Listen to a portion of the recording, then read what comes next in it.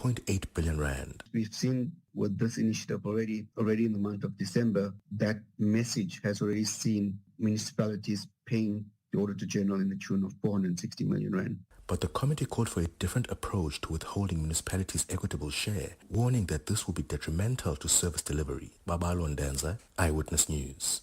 The Gqeberha High Court has postponed the inquest into the death of anti-apartheid activist Steve Biko. The matter will now return to court on November the 12th following case management. Biko died on this day in 1977 in a police cell after a month of his imprisonment. During proceedings this morning, the court heard that there are two persons of interest in this matter who are still alive. The purpose of the inquest is to present evidence that will enable the court to make a finding on whether the death was caused by someone's failure to prevent it. Eastern Cape NPA spokesperson Luxolo Kyali. The inquest into the death of Steve Biko, which has been enrolled in the Gqeberha High Court, has now been postponed to the 12th of November for case management. The prosecution has formally informed the judge of the approval by the minister for the inquest to go ahead. The Communications Department has appointed a service provider to help turn around the financially troubled SABC. The public broadcaster is facing a potential switch-off at the end of the year as Centec, which carries its TV and radio signals, says it's losing more than 70 million rand a month, covering the SABC's unpaid distribution costs. Mongezi Koko has more. The department confirmed that BMIT Knowledge Group, a long-standing ICT research and advisory firm, has been tasked with developing a new funding model for the SABC. Department spokesperson Gwena Molodo says Communications Minister Solly Malatse believes this move is crucial. This step honors my commitment to prioritize the financial sustainability of the SABC's future, and given the massive public interest in the broadcaster's financial sustainability, I will share updates as and when the need arises. The minister says the appointment marks a major step towards long-term sustainability for the SABC, ensuring it can continue serving millions of South Africans. Mongezi Koko, Eyewitness News. And U.S. President Donald Trump has announced that the suspect in the killing of right-wing activist Charlie Kirk has been taken into custody. The arrest follows a massive manhunt. Trump told Fox News in a live studio interview that somebody very close to him had turned him in. It comes as a number of vigils are being held in Kirk's honor around the United States. The conservative American activist and ally to Trump was shot and killed while speaking at an outdoor debate at the Utah Valley University. Gold is trading at $3,639.31 an ounce. The rand is at 17.41 to the dollar, 23.55 to the pound, 20.38 to the euro, and Brent crude oil is at $66.37 a barrel. In four ways, faulty traffic lights at Winnie Mandela Drive and the N1 South, as well as Winnie Mandela Drive and Leslie, are causing heavy delays this afternoon. In Polshof, we also have bumper-to-bumper traffic on Witkoppen Road between Main Road and Rivonia Road. And in Kempton Park, traffic heavily backed up on Modderfontein Road between Pretoria Road and Mooirivier. In your sport, the Springbok women out upset defending champions at the Rugby World Cup. The double world champions seek redemption against the All Blacks. And Manchester United probe mystery of missing boots. It's a partly cloudy afternoon in Gauteng today. Temperatures have peaked at highs of between 29 and 30 degrees. The top story in EWN this hour: the Western Cape government is implementing measures to stabilize escalating taxi violence following more deaths. EWN, in touch, in tune, and independent. For the latest, visit ewn.co.za or download the EWN app.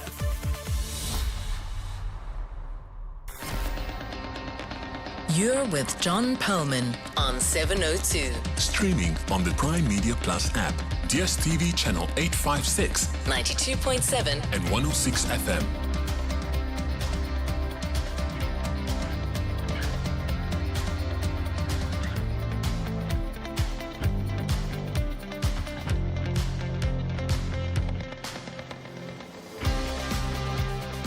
Very good afternoon, everyone. It's 8 minutes past 3 on Friday, September the 12th.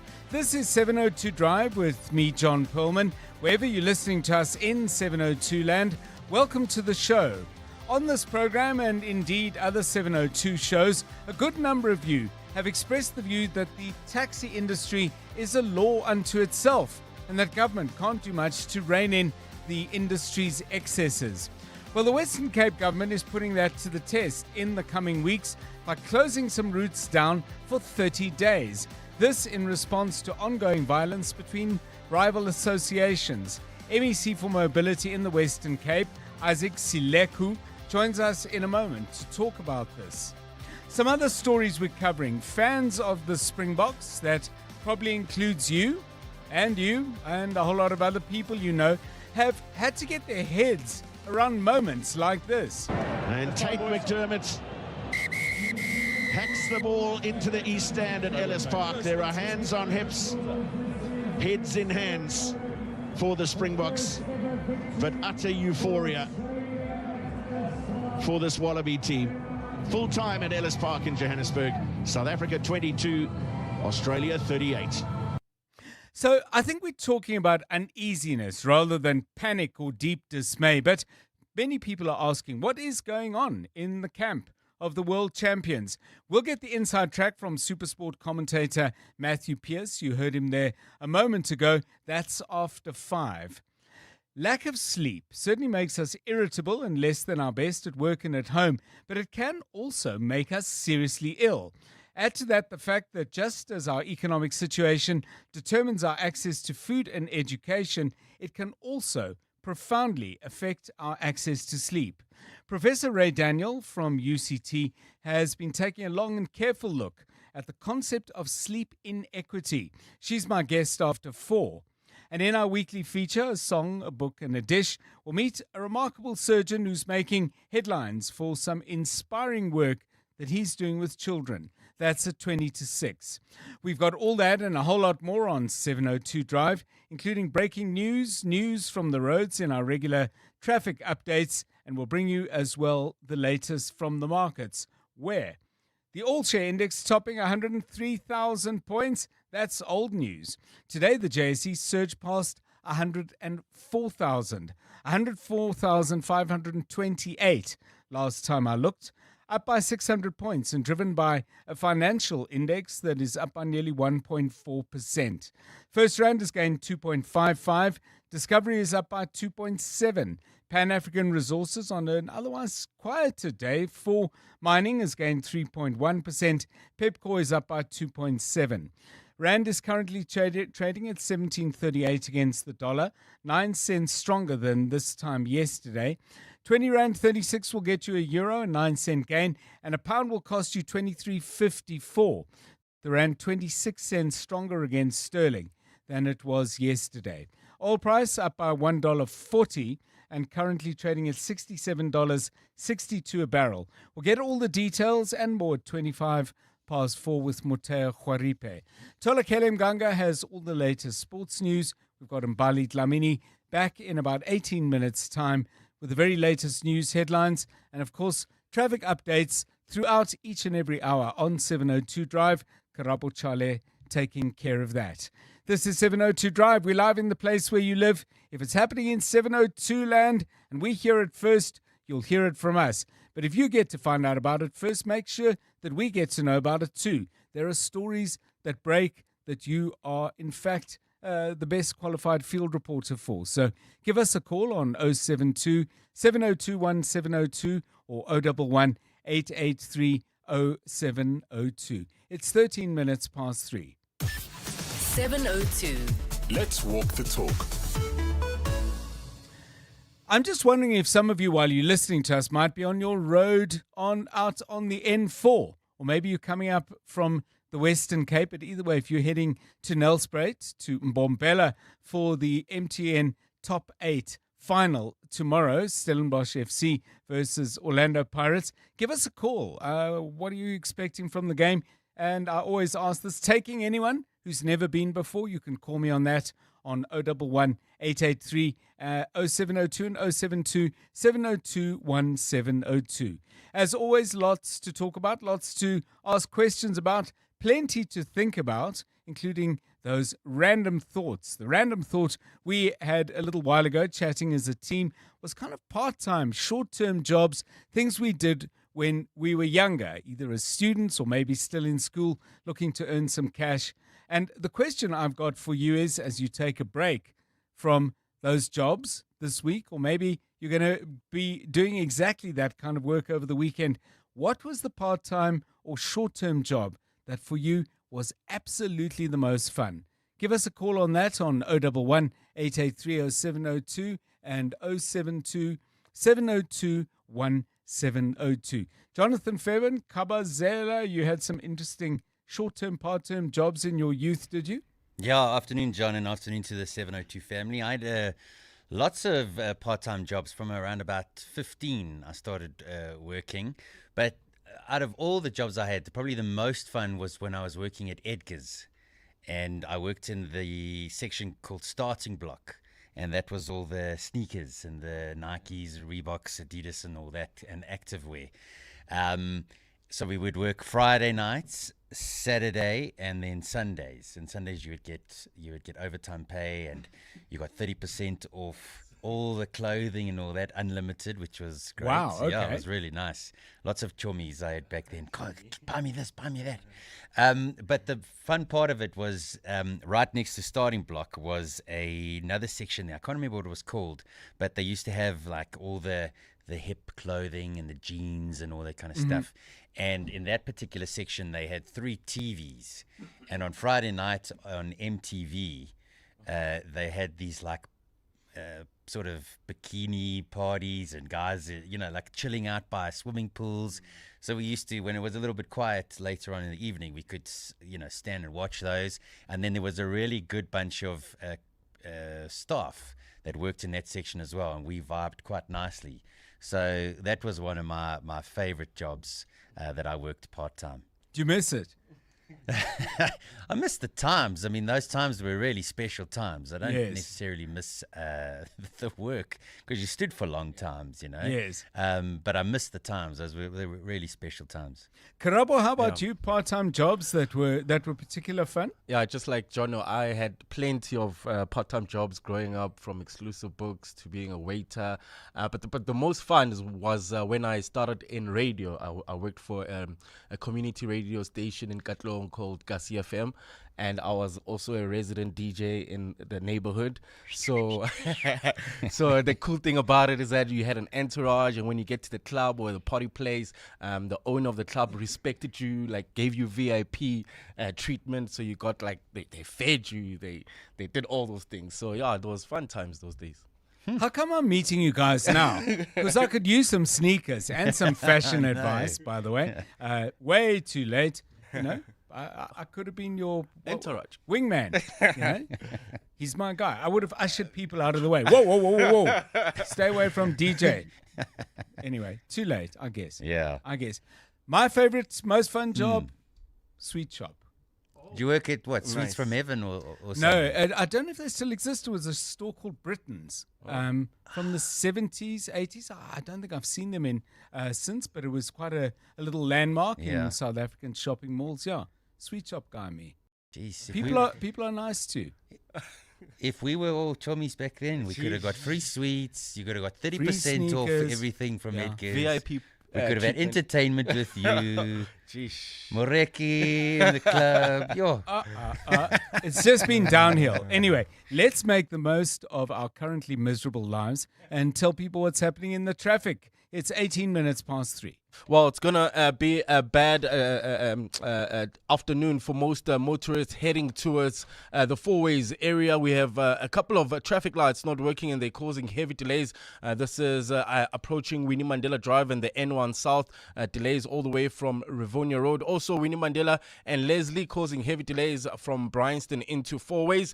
Pulls off bumper-to-bumper traffic on Witkoppen Road between Main Road and Rivonia Road. In Ekurhuleni, Kempton Park, traffic remains heavily backed up on Morafontein Road between Pretoria Road and Mooirivier, and in Devland we still have those roadworks causing some delays on the Golden Highway between the N1 and Union Avenue. If you come across any other traffic issues, please WhatsApp us on 072 702 1702. You're with John Perlman on 702. Let's walk the talk. Well, I asked you if you were heading down the N4, or I don't know why I'm assuming the N4. You might be taking a different route, but if you are going to Mbombela for the top 8, the top 8 final, the MTN top 8 final between Stellenbosch FC and Pirates, let me know. Of course, many of you may well be leaving tomorrow because it isn't that far. And if, by the way, you live in the town or in the area, and you're planning to host and make some money, maybe you've got a restaurant, maybe you've got a Chisanyama, maybe you've got a B&B, maybe you run a shuttle service or whatever. If you're listening to us from out in Mpumalanga, maybe a call to tell us what it means to have one of soccer's biggest shows in town. It's a fabulous weekend for football and a great game in prospect as well. Let's find out what might happen. Sports editor and columnist at the Sunday Times, Barring Batu Kortias, BBK, is with us to look ahead to the big game. BBK, very good afternoon to you. Pirates have not had the best of times, as I understand it, against Stellenbosch FC. Why have the guys from the Western Cape had the upper hand, do you think, and what do Pirates need to do to turn that around? Greetings to you, my good friend, John, and to your listeners as well. In your time, my friend, when you were covering football, it was called the PP Top 8. Yes, now yes. It's called the MTN 8. It's called, the Pirates people want to be renamed the Orlando Pirates Cup because they are going into this final having done a three-peat under Jose Riviero. They are looking to make history, as it says on the front page of the Sowetan today, that the Buccaneers are on the brink of history. Abdeslam Wado, the successor of Jose Riviero, will not want to be remembered as a man to give away what the ghost, as the Pirates fans are affectionately know, have decided that this is what they are entitled to. Stellies is a team that was the losing finalist to Orlando Pirates at the Moses Mabhida Stadium. The final score there being 3-1. They are looking to show that it was not a fluke that they reached that final, that they've reached this final again. They are looking for sweet revenge.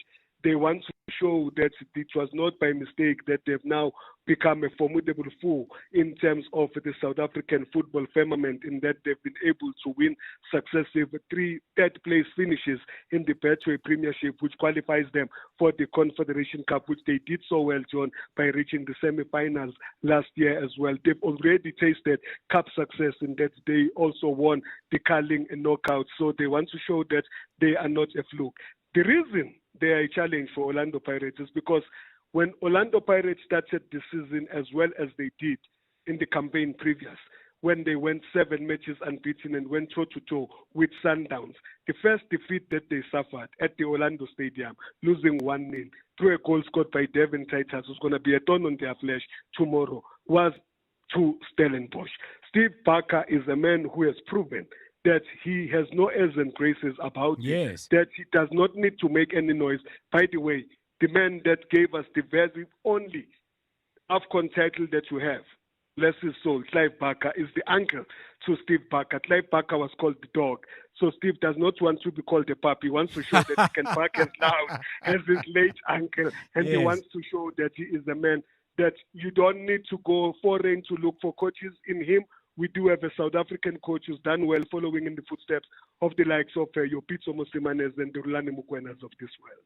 So, I mean, if you look ahead to the game and you weigh up the odds, have you got a clear enough idea of how the game will go to give us a prediction? I would think that's the pedigree that Orlando Pirates have in terms of playing cup finals, John, because they had a very rosy time under Jose Riviero. They played the 6 cup finals. Jose won 5.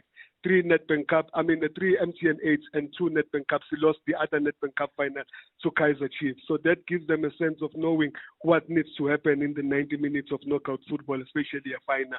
At the same time, you've got some matchups that are going to be interesting, in that Edino van Rooyen, who's a former captain of Stellies, is now at Pirates. Also, Sipho Nduli was a midfield incumbent for Stellies, will be playing for Pirates for the first time, having lost to Pirates in the final last season. So those matchups will be interesting when you look at what De Jong will be trying to do against Mbeke Zelimbonambu, who's done very well for himself, proving all the way to be one of the formidable figures in the central defense of Bafana Bafana, and also being a man who's captaining Orlando Pirates, 19 years old as he is. I think that form will say that Pirates could be in a position to urge it, but studies are no pushovers. There's one thing that they have in their mind. They are talking even revenge. It's not even a word in their vocabulary. They just want to play 90 minutes of football. They've lost quite a few players over the years. Moving on with your players going to Sundowns, your Powers Pasadena has also left them Duli, like I've just mentioned. So I think that in terms of experience, Pirate may just have enough to edge it against them, but all I'm looking forward to is a thrilling 90 minutes of football. Yeah. If not, we will take extra 20 minutes. Why not, John? The penalties, it is a lottery. Sipo Chain maybe may favor himself. They're saying that he's saying to Ronan Williams, if you can do it, I can do it better. That's why you and I are number 1 and 2 in terms of being the glove-man for Bafana Bafana. And I'll talk more about it on my show on Power FM, John, and more. Matlatin Patel is our man on the spot for the Sunday Times and Times Live. He's going to give you a brilliant report on the match itself. Thanks so much, BBK Baring Batu Korchas. Follow what he writes and says in the Sunday Times. He has covered football for a long time, has terrific insights into players and prospects for big matches. Give us your thoughts. What's going to happen down in Mbombela tomorrow? It's 25 minutes past 3. 702. WhatsApp John on 072 702 1702. Hi, Dr. John. As you're speaking about taxi violence, it's actually happening here in Joburg. As I was driving from Sandton into Randburg, just outside the Randburg taxi rank, the National Traffic Police just turned cars around just near the rank. There's rocks everywhere in the middle of the road, commotion going on, traffic police forcing people into cars, people fighting. So I don't know what's happening over there. A lot of commotion at the Randburg taxi rank. Hi, John and team. I don't know if anybody remembers CD Warehouse, a sort of a concept CD store that was around from 2001, 2002 to the mid-2010s when it was essentially converted to the Look and Listen outlets. But that was possibly the best part-time job I've ever had because every single employee, whether you were permanent or part-time staff member, had some or other interest in music and all different genres. So I worked in the classical section. There was jazz, there was world music, electronica, R&B, rock music. It was such an eclectic mix of people who all connected through music. Yeah, I was just thinking that, as you started off on CD Warehouse, and so many people would actually remember the shops wherever they found them, presumably in a place near to where you lived or worked. But that's exactly what I was thinking, because I always thought you would be, in addition to, having music around you, seeing what was new and you'd be in some kind of community of music lovers, either the people who worked there or the people who came in. People would say, do you have this? And I would imagine the conversations. I always wanted to work in a music store, and you say, yeah, we've got that, but have you also heard this? This is really great. Let's take a listen. Fabulous. So the question I was asking you is, of the part-time or short-term jobs that you might have had when you were younger, or maybe it's a job you're holding now, where you had absolutely the most fun. Give us a call on 011-883-0702 using that number. Leanne is on the line from Pretoria. Good day. How are you? Hi, John. I've had some amazing part-time jobs when I was a student. Mm-hmm. The best was probably when I matriculated. I had the December holidays in a Swiss chocolate factory. Okay. And I matriculated very skinny, and I started varsity quite substantially bulked up. And then other than that, the ranch show jobs were always great because they were for a limited time, and you got really, really good pay. So the one we had was promoting timeshare for a game lodge.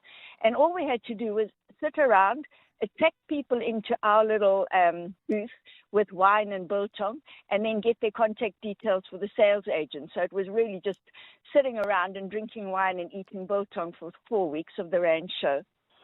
And then another ranch show job I had was promoting video cameras when they had just come onto the market. And we just had to walk around the ranch show, take arbitrary videos of people, play them back to the people, and try and sell the video cameras. But the downside of that job, we had to wear these short shorts and high-heel stiletto shoes. Probably looked like total sluts and not very comfortable, but they thought that was going to help sell the video cameras. So it's some really fun holiday jobs when I was a student. Thanks so much, Leanne. Worked in a Swiss chocolate factory. I would have thought in factories making edibles and consumables of whatever kind that there would be kind of sort of strict control, that they'd frisk you. You know, I mean, obviously there would be evidence if you began getting larger and larger with each passing week, or maybe if you worked in a beer bottling factory, if you began to weave on your way out of the door in the closing hour. But in all seriousness, if you've ever worked in a food factory or a producer of any kind of consumable, how do you monitor the stock? If you've owned or operated or managed a facility like that, how do you keep an eye on the lint balls or the bottles of whatever they might be? Call me on that as well. I love getting into, even if it's briefly, the world of somebody else's work. I find it fascinating. So call us, as Leanne did, on 011 883 0702 and 072 702 1702. It's 3:30.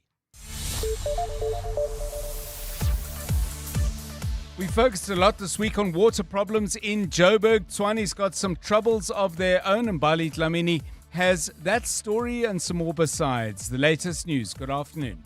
Thanks, John. Good afternoon. The city of Tshwane has warned that water consumption levels are reaching unsustainable highs.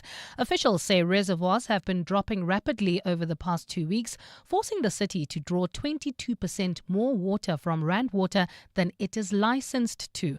The city has urged residents to cut back, warning that if habits do not change, prolonged supply interruptions are inevitable.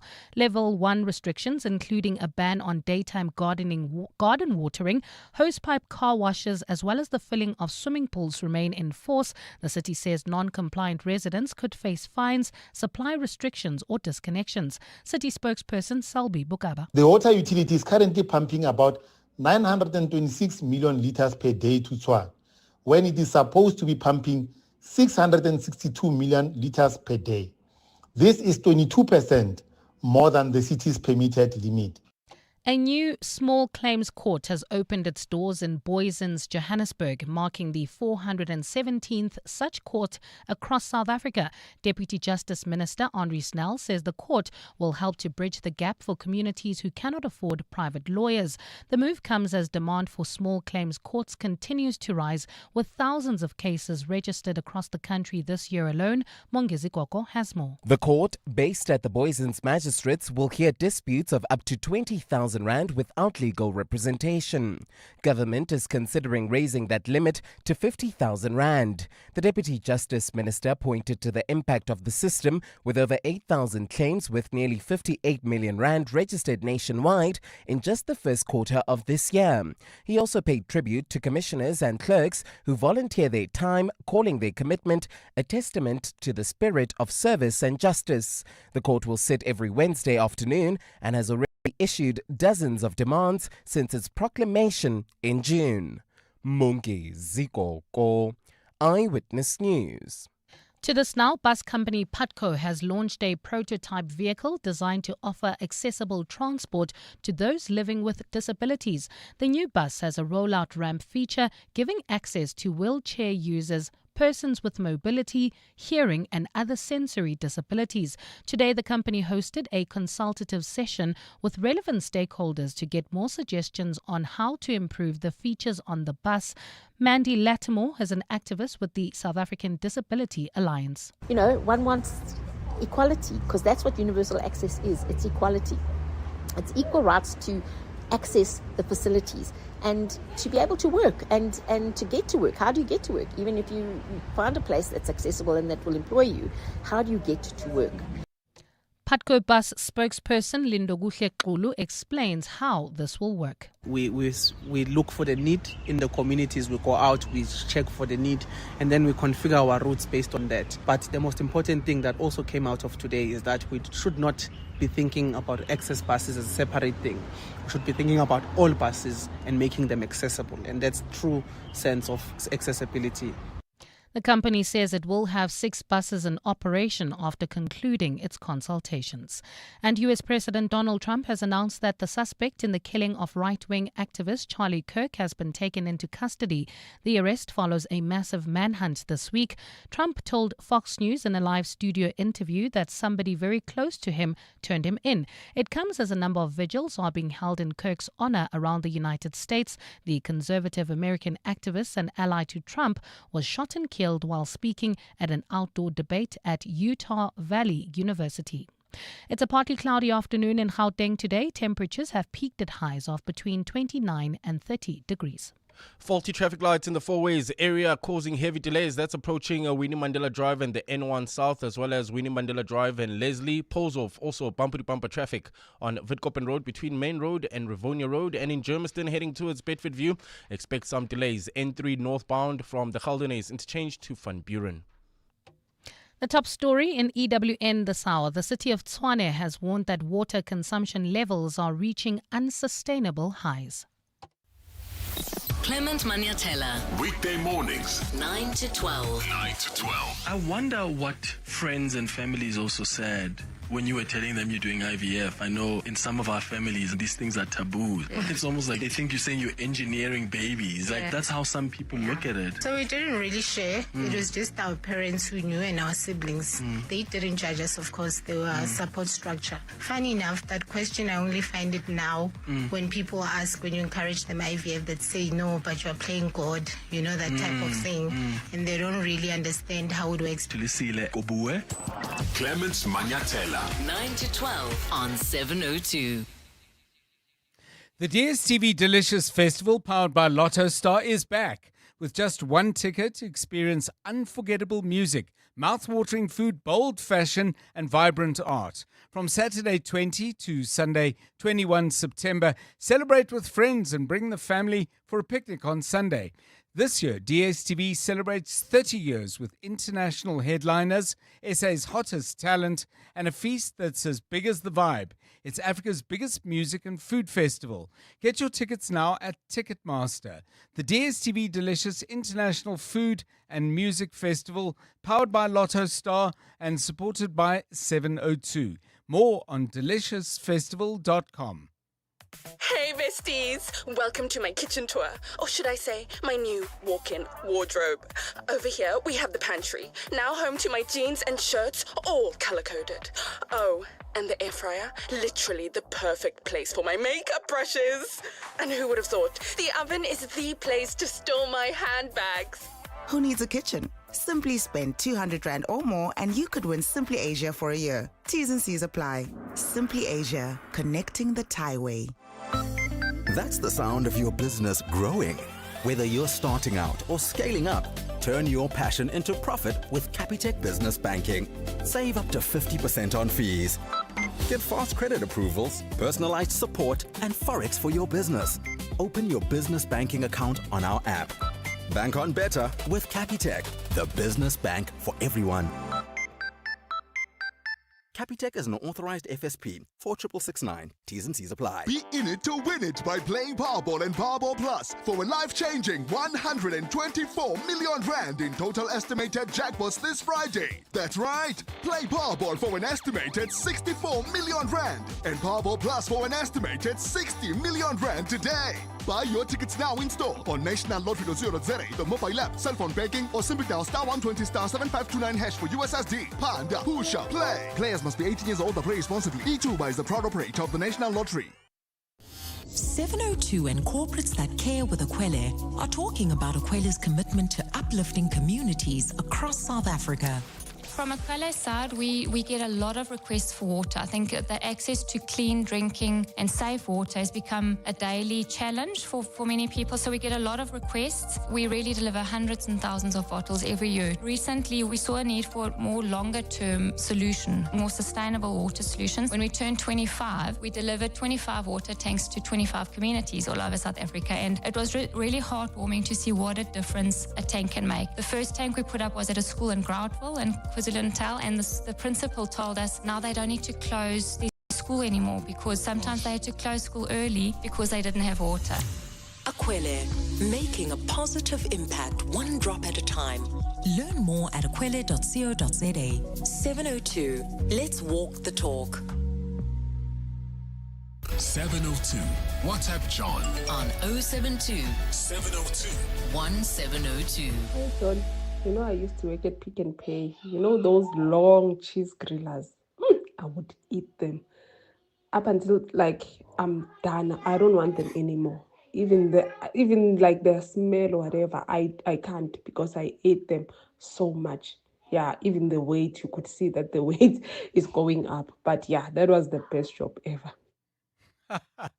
Ate so many cheese grillers that I could not eat anymore.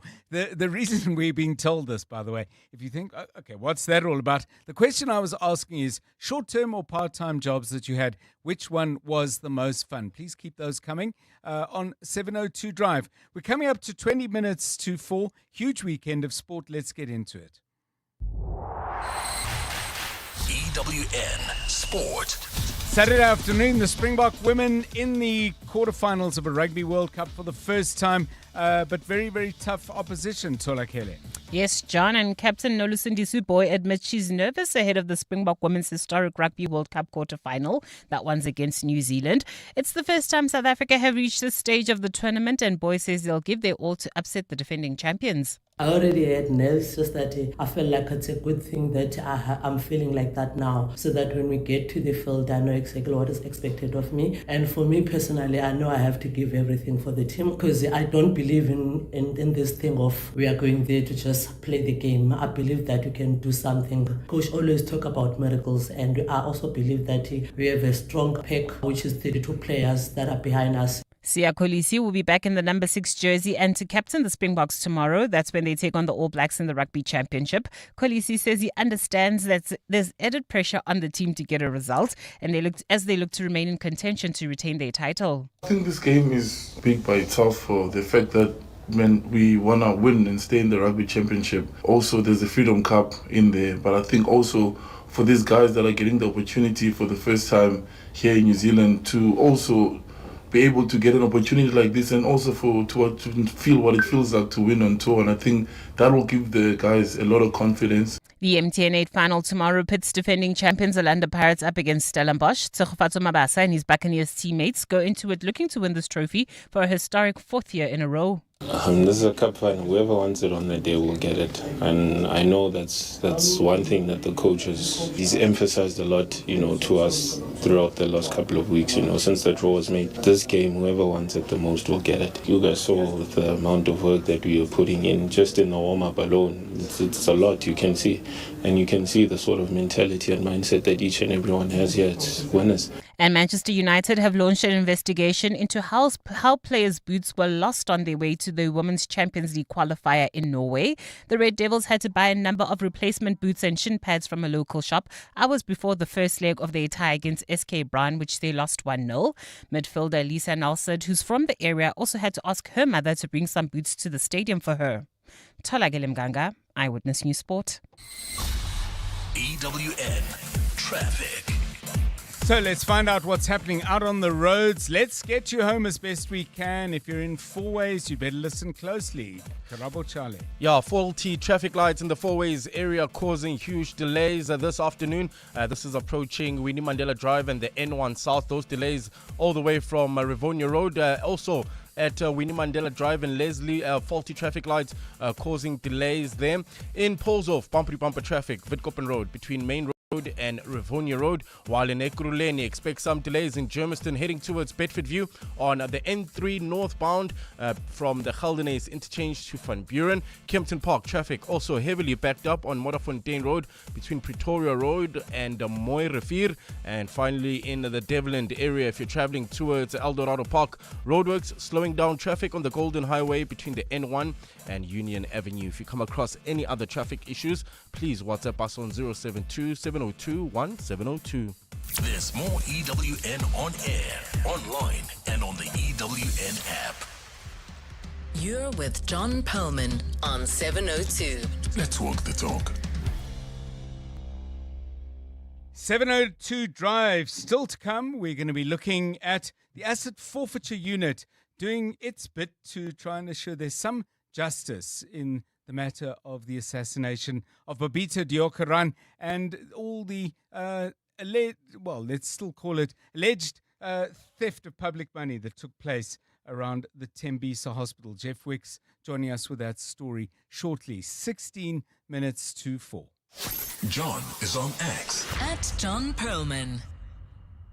Tolakeli Mganga, we have been asking about part-time jobs, short-term jobs we might have had earlier in our lives. Which one of those for you was absolutely, completely and entirely the most fun?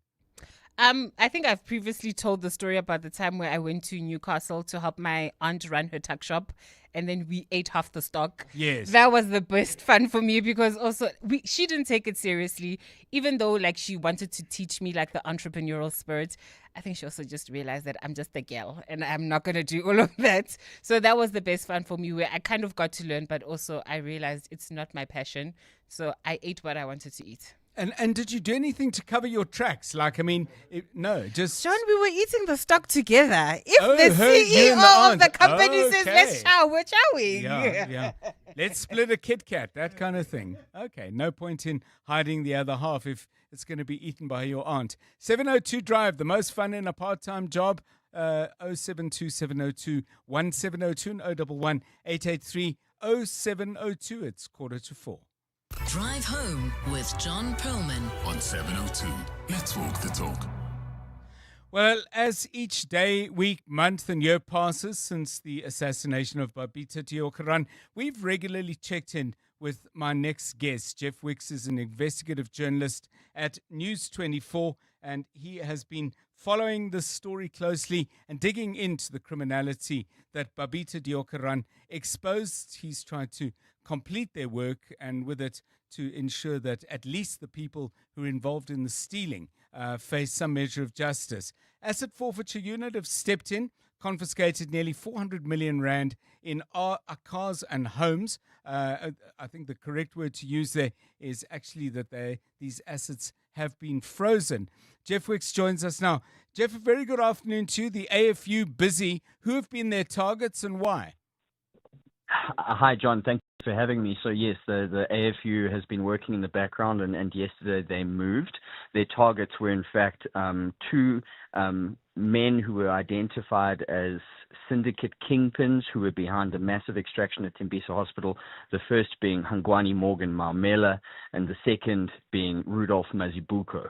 And, to fully understand their role, they were individuals who had controlled multiple flotillas of companies that were in simultaneous trade with Tembisa Hospital. And on the list of companies that Babita Deokaran had flagged for further investigation prior to her death, they both appear on it quite prominently.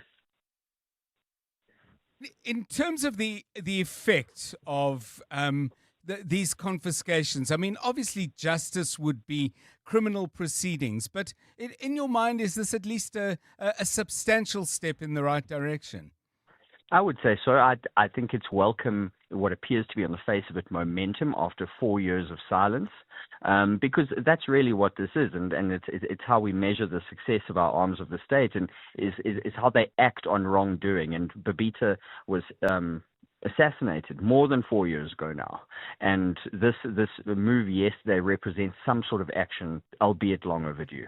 So, I mean, do these steps in any way shake the ground around people who properly, in your view, should appear in a criminal court? I mean, for example, as their resources either get shrunk or they simply can't access them at all, does that sometimes shake evidence or possible witnesses free? I would say so, but I think the real import of the events of this week is some sort of demonstrable action towards acting on what Babita Deokaran had first found. It goes without saying that both individuals that I've named were behind syndicate activity at Tembisa Hospital. I mean, we reported on it as part of our investigation, and it was confirmed by the SIU in a preliminary probe.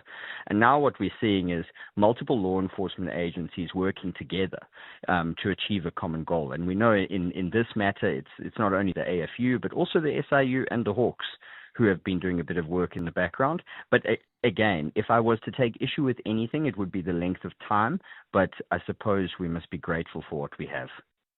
Jeff, we've spoken to you about this as well, ructions in the police with Lieutenant General Nhlanhla Mkhwenazi's pronouncements, and obviously we've got commissions coming up. There is turbulence in that space. Do you have any concerns that might derail or at the very least possibly delay what appears to be high levels of energy and high levels of focus around this particular issue and hopefully others as well? I'm not sure about the latest developments causing any delays, but I would say the overall dysfunction that we've seen in the police is not new. It's new that Lieutenant General Nhlanhla Mkhwenazi has come out and said it, but we know that it's an organization that has been in flux for decades. It's had successive leaders who've been forced out either under a cloud through golden handshakes or fired for corruption. And, what we need is real-time reforms that change the face of law enforcement in South Africa and actually have the police delivering on their constitutional mandate, which they currently fail to do. If anything, I would say the overall dysfunction within not only the uppermost ranks of the police, but down all throughout the organization has probably contributed to this delay that we've seen and taken them 4 years to act. Thank you very much, Jeff Wicks, investigative journalist at News 24 and also the author of the recently published The Shadow State, Why Babita Deokaran Had to Die. It's an important book. It really reflects the enormous work Jeff has done over the last while, trying to, in many ways, and certainly I think he's framed it to some degree in this way, complete some of the investigation that Babita Deokaran was doing and for which she paid the ultimate price. 702 Drive, it's 10 to 4. You're with John Perlman on 702. Let's focus our attention now on the Western Cape. Now, even though this is going on down in Cape Town and areas close by, it is an issue, I'm sure, that will strike a chord for many people living up here. We had a caller earlier talking about what appears to be turbulence in the taxi industry out in Randburg. But in the Western Cape, this has gone way further. The Western Cape government has decided to, using Section 91 of the National Land Transport Act, to close down a number of taxi routes for a period of 30 days. This follows a period of extensive violence in which there have been commuters caught in the crossfire between two taxi associations, Kata and Kodeta. So, how are they going to enforce this and make sure that people, A, are able to get to work or get wherever they're going, but crucially to do so safely? Joining us on 702 Drive to share thoughts on this is the Western Cape MEC for Mobility, Isaac Sileku, is with us on 702 Drive. MEC, thanks very much for giving us your time. When you say a route will be closed, what exactly does that mean? Does that mean no taxis on that route whatsoever? No, firstly, John, thank you very much, and good afternoon to your listeners. We have taken a specific decision precisely because the taxi rank consists of many routes. And Right. some of the routes, there are associations that are not affected, and there are routes that are affected. So at those particular taxi ranks, you'll find those routes allocated to those associations. So those are the routes that we are going to be closing, and those are the lanes that will be closing at the taxi ranks. So, as I understand it from a statement you've issued and other things you've been saying today to the media, greater use of Golden Arrow buses, more extensive use of rail. How are you going to, though, assure commuters that they'll be safe using those modes of transport? The history of Golden Arrow, for example, is a particularly tragic one if you trace it back 2.5 decades in terms of buses being shot at. Now, firstly, one of the considerations that we had to consider, and it has not been an easy decision for us as a government to actually come to this decision, but we have been in consultation with our South African police services, especially public order police, and from our traffic officers from the side of the Western Cape province, and also from the city of Cape Town, so making sure that we minimize the risk for our commuters, and especially for Golden Arrow buses and for the taxis as well. So we'll be using our law enforcement colleagues to make sure that there is less disruption and there is no life lost. But that's what we're going to implement going forward. So even though this is a Cape Town issue, MEC, I'm sure you are aware of this. People, I think, all over the country are going to be watching this closely because the kind of violence and problems that you've had down in the Western Cape are replicated and have been in many different parts of the country. I want to return, though, to the safety issue. I mean, the thing about commuters, particularly into the areas that we're talking about, Khayelitsha, many of these people are shift workers. They're people commuting quite long distances to their places of work, and many will be traveling at night. How confident are you that you'll be able to protect people as they make their way to and from? No, John, I think the fact that we are actually taking time to implement the decision that has been taken today is basically to make sure that we are able to get the parties, to come to the table and try to find a lasting solution. But if they don't come, then unfortunately we will have to use our powers and making sure that our law enforcement officers are able to escort, all these buses and are also able to monitor these routes. But as everybody knows, there is always a risk that someone else might be affected, but we are doing everything in our power to make sure that we try to make sure that it doesn't happen. But it's not a reckless decision. It has not been taken lightly. It has been a very difficult decision, but at the core of the decision has always been how does one protect the commuters?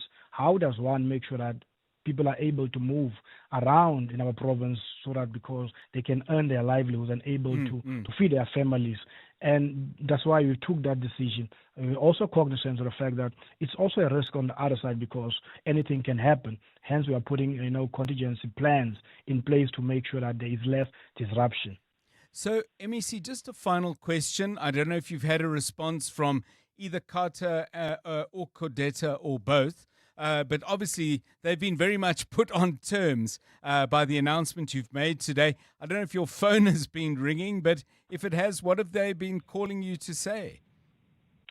From our side, from the side of the board, we have written to the associations that are affected on our intention to close on the 17th of September. So we are expecting them to reach out to us, and that's why we are opening the door, engage with us.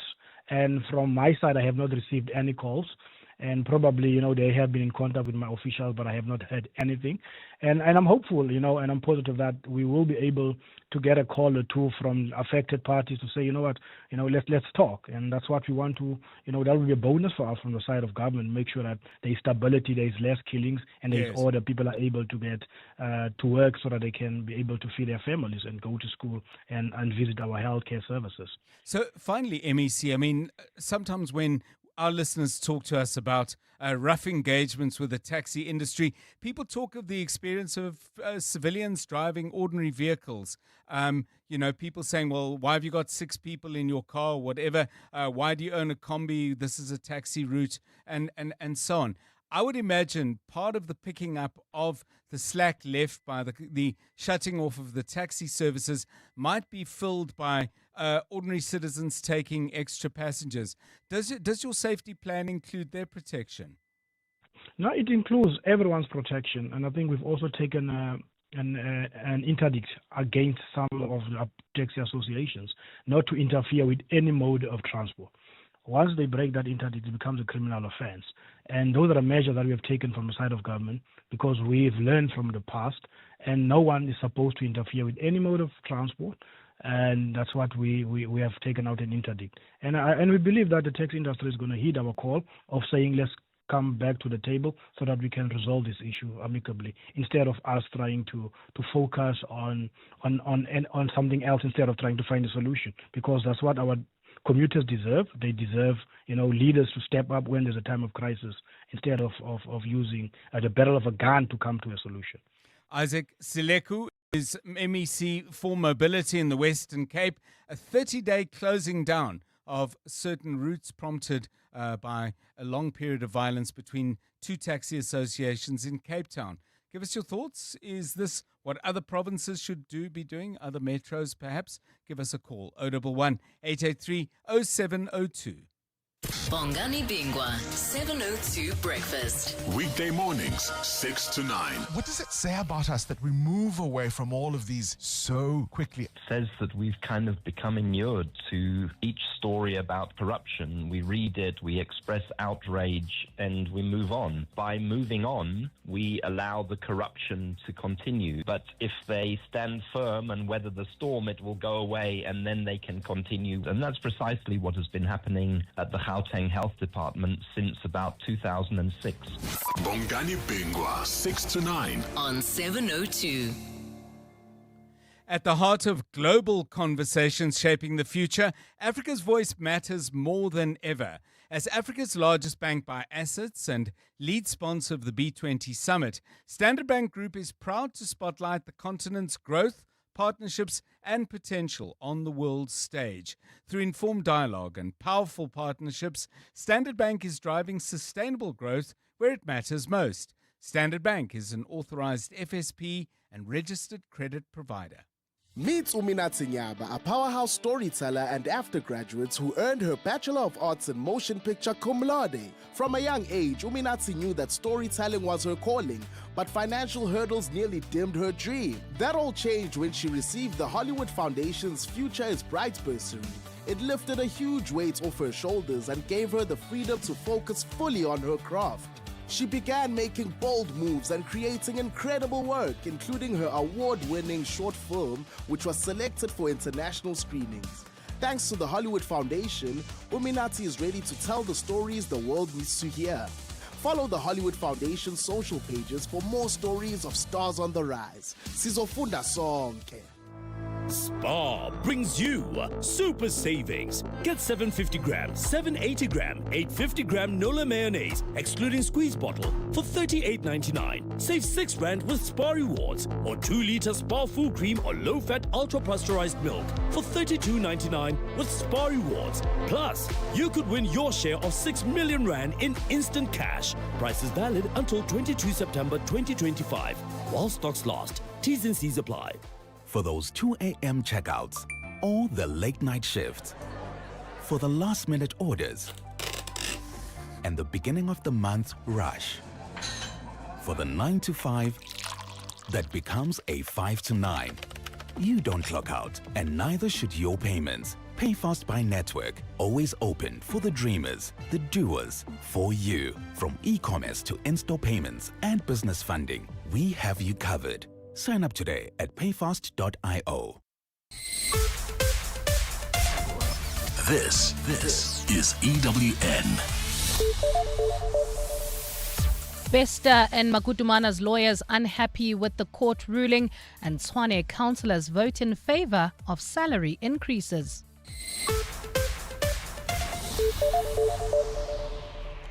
Good afternoon, I'm Bali Dlamini. Lawyers for Thabo Bester and Dr. Nandipha Makutumana have expressed disappointment in the outcome of a legal bid to have the broadcast of a Netflix documentary about them halted. This morning, the Pretoria High Court struck the application by the pair from the role for lack of urgency. The documentary started airing this morning on Netflix after the court's ruling.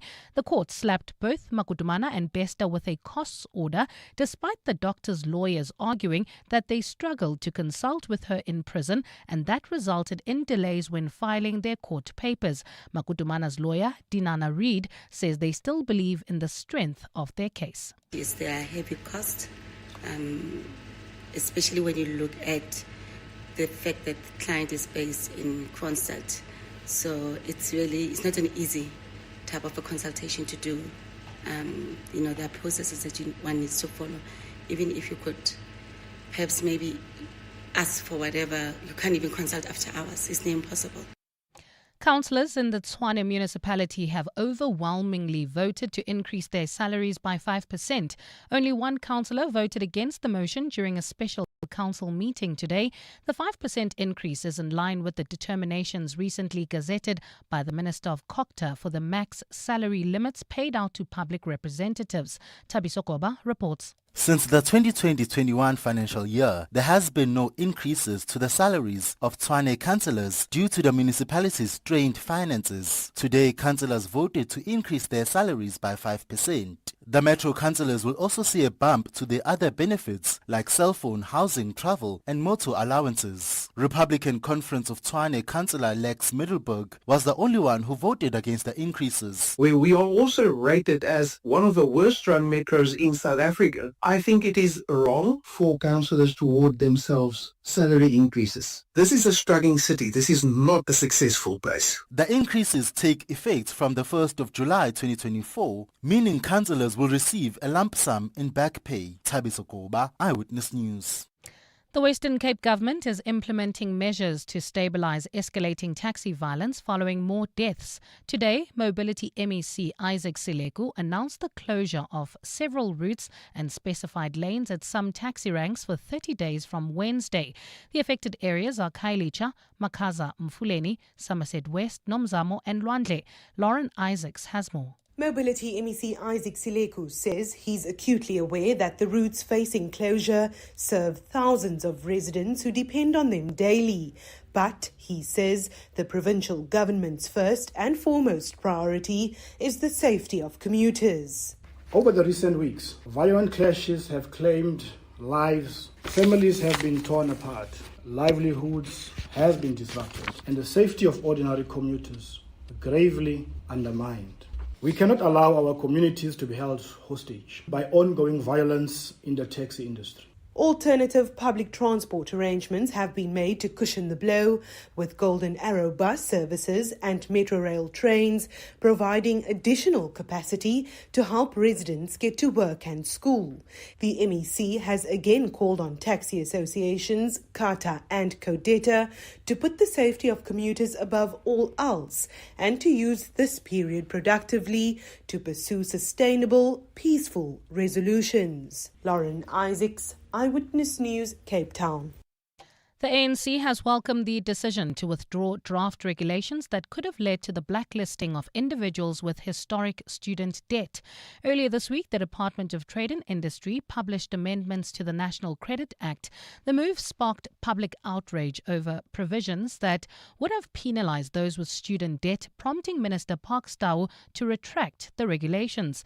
ANC Secretary General Fikile Mbalula says the withdrawn amendments did not reflect ANC policy, even though they were introduced by the party's minister. Access to education must not be used as hindrance to future economic opportunities. We therefore welcome the withdrawal of the regulations and call upon the private sector to continue to contribute to employment of young people and facilitate their entrance into the labor market without the impediments previously imposed by National Credit Act.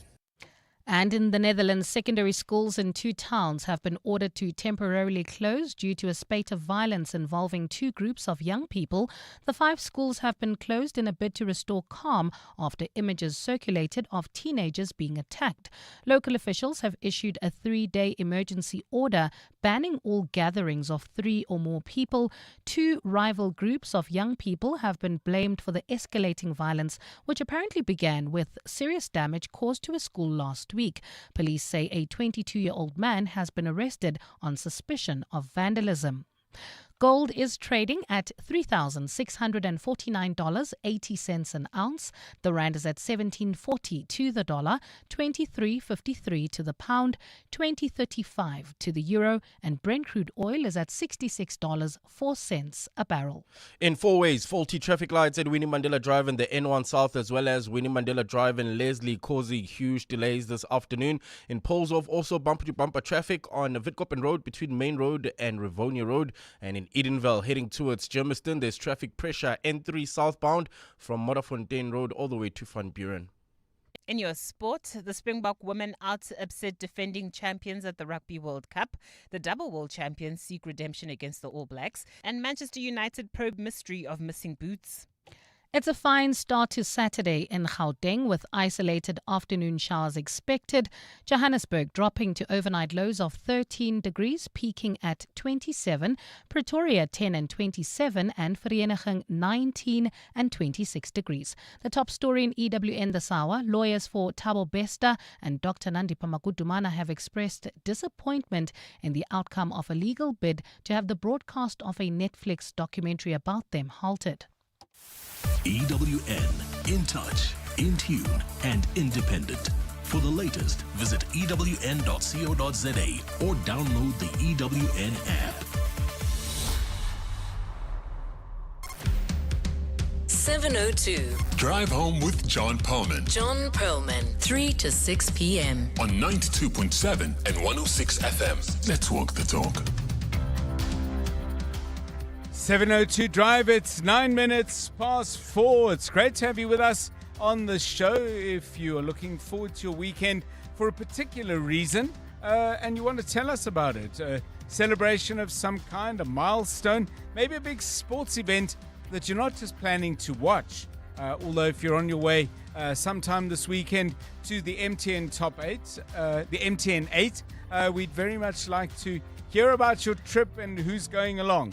You may want to call us about that. But maybe you and your club are playing a big game, or your children, young people in your life are involved in a big sporting endeavor. All of that is of interest to us. If you'd like to share it, 072 702 1702. Coming up in the next hour, we're going to be talking about sleep. Sleep science is a growing area of endeavor in the academic and research world, and Associate Professor Dale Ray at the University of Cape Town, she's in the Faculty of Health Sciences, will be joining us a little bit later, shortly in fact, to talk about the study she's doing. One concept that I find particularly interesting, in addition to all the other very, very serious health implications of people not getting enough sleep, is the idea of sleep inequity. How lack of sleep can mirror the lack of so many other things in our society. Prof. Ray is with us shortly on that. As I said, regularly on a Friday, we do Randall's One Song. Randall Abrams joining us at 10 to 5. And then after 5, a fascinating chat I had a little bit earlier with Matthew Pearce, a rugby commentator, about the current state of the Springboks and what's going on with a team that is clearly going through some important and, I think it's fair to say, slightly uneven changes. But there's no doubt the Boks are on a new kind of road. Matthew Pearce laid this bare in a great conversation, which I'll share with you at about 10 past 5. It's 11 minutes past 4. 702. WhatsApp John on 072 702 1702. Hi, Tate John and the 702 family. I was just wondering, I'm curious, have we heard anything from the DA with regards to what is going on in Cape Town? The taxi violence as well as all of the criminality going on over there.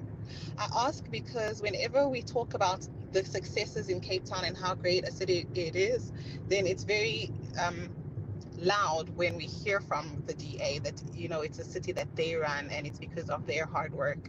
And so I'm wondering, have we also heard anything from them with regards to this? Because this is, you know, the opposite end of things where Cape Town looks pretty bad. And I'd like to hear what the DA has to say about this.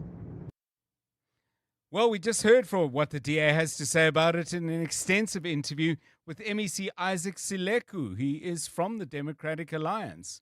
They've taken this decision to close the taxi ranks. Virtually all government pronunciations on what's happening with the taxi violence have come from either the city of Cape Town, which is run by the DA, or from the province, which is run by the DA. And as I said a few moments ago, we heard from MEC Isaac Mbulelo Sileku, who is from the DA. So I hope that answers the question. If you missed it, you can listen to the interview on primemediaplus.com, 12 minutes past 4. EWN Traffic.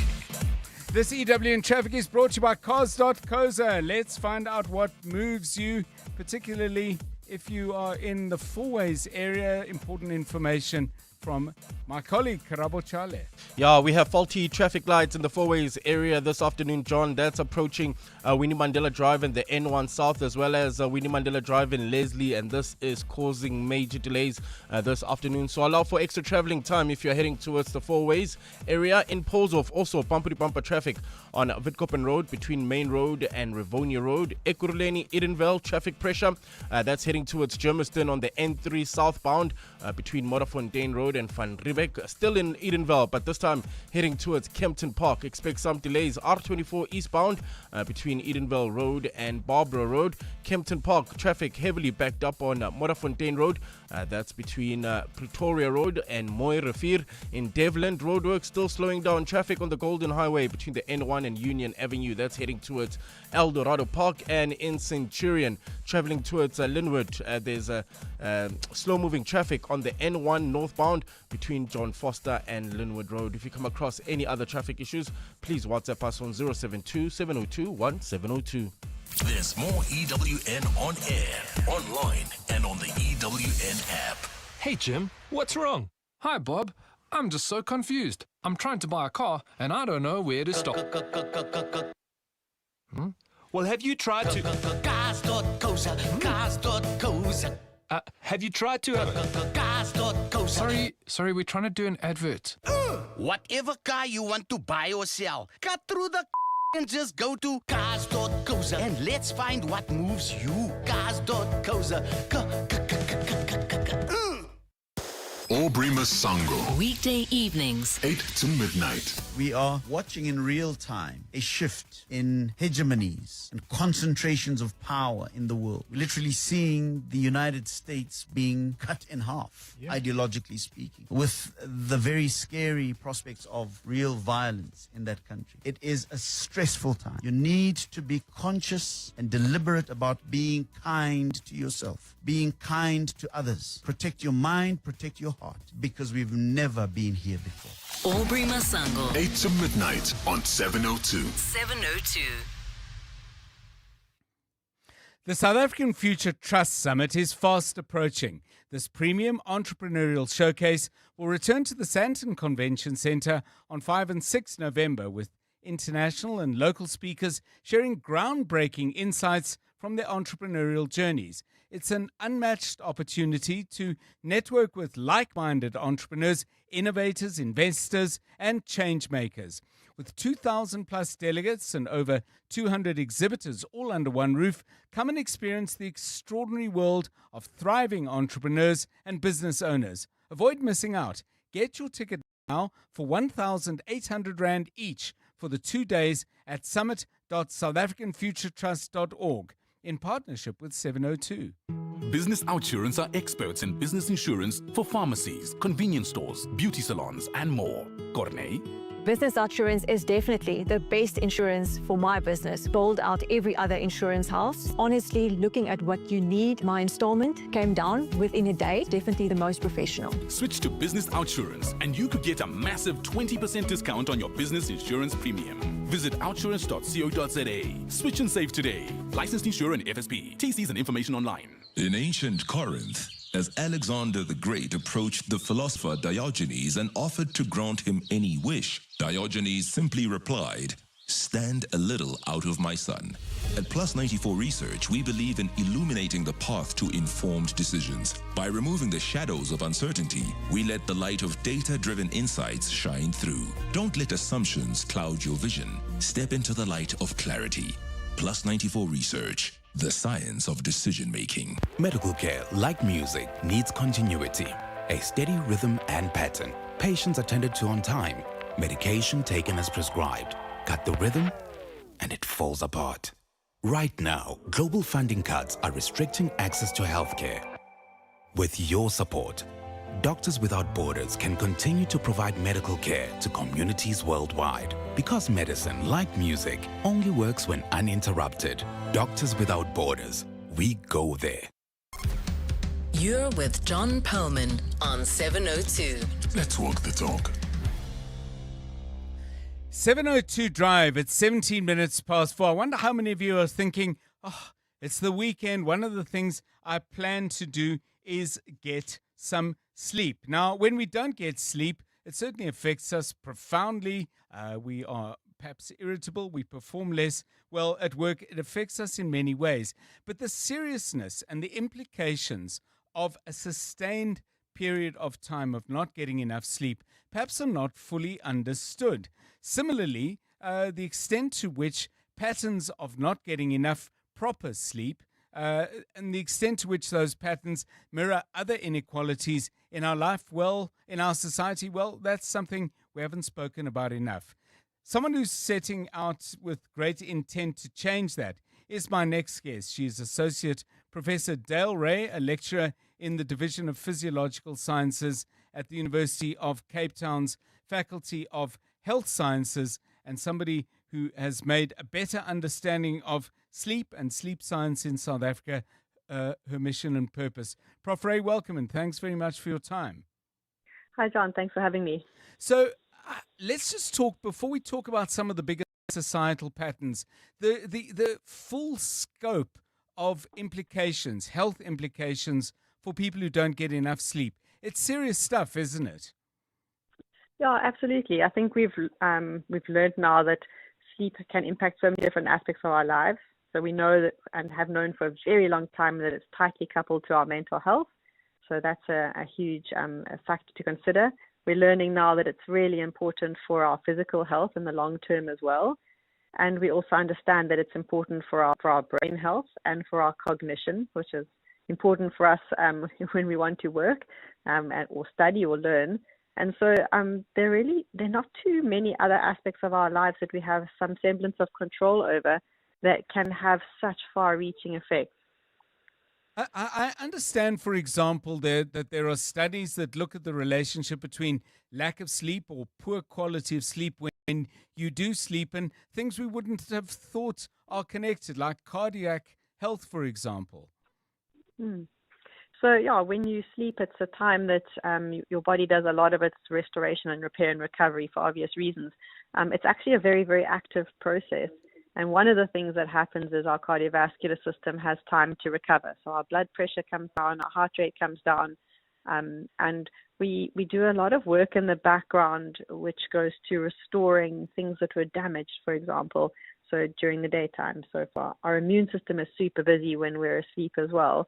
And I've touched on the surface of two tiny aspects, but there's good evidence to show that when we haven't had good sleep for a period of time, our immunity is worse. So we're more likely to become ill, and both in the short and the long term.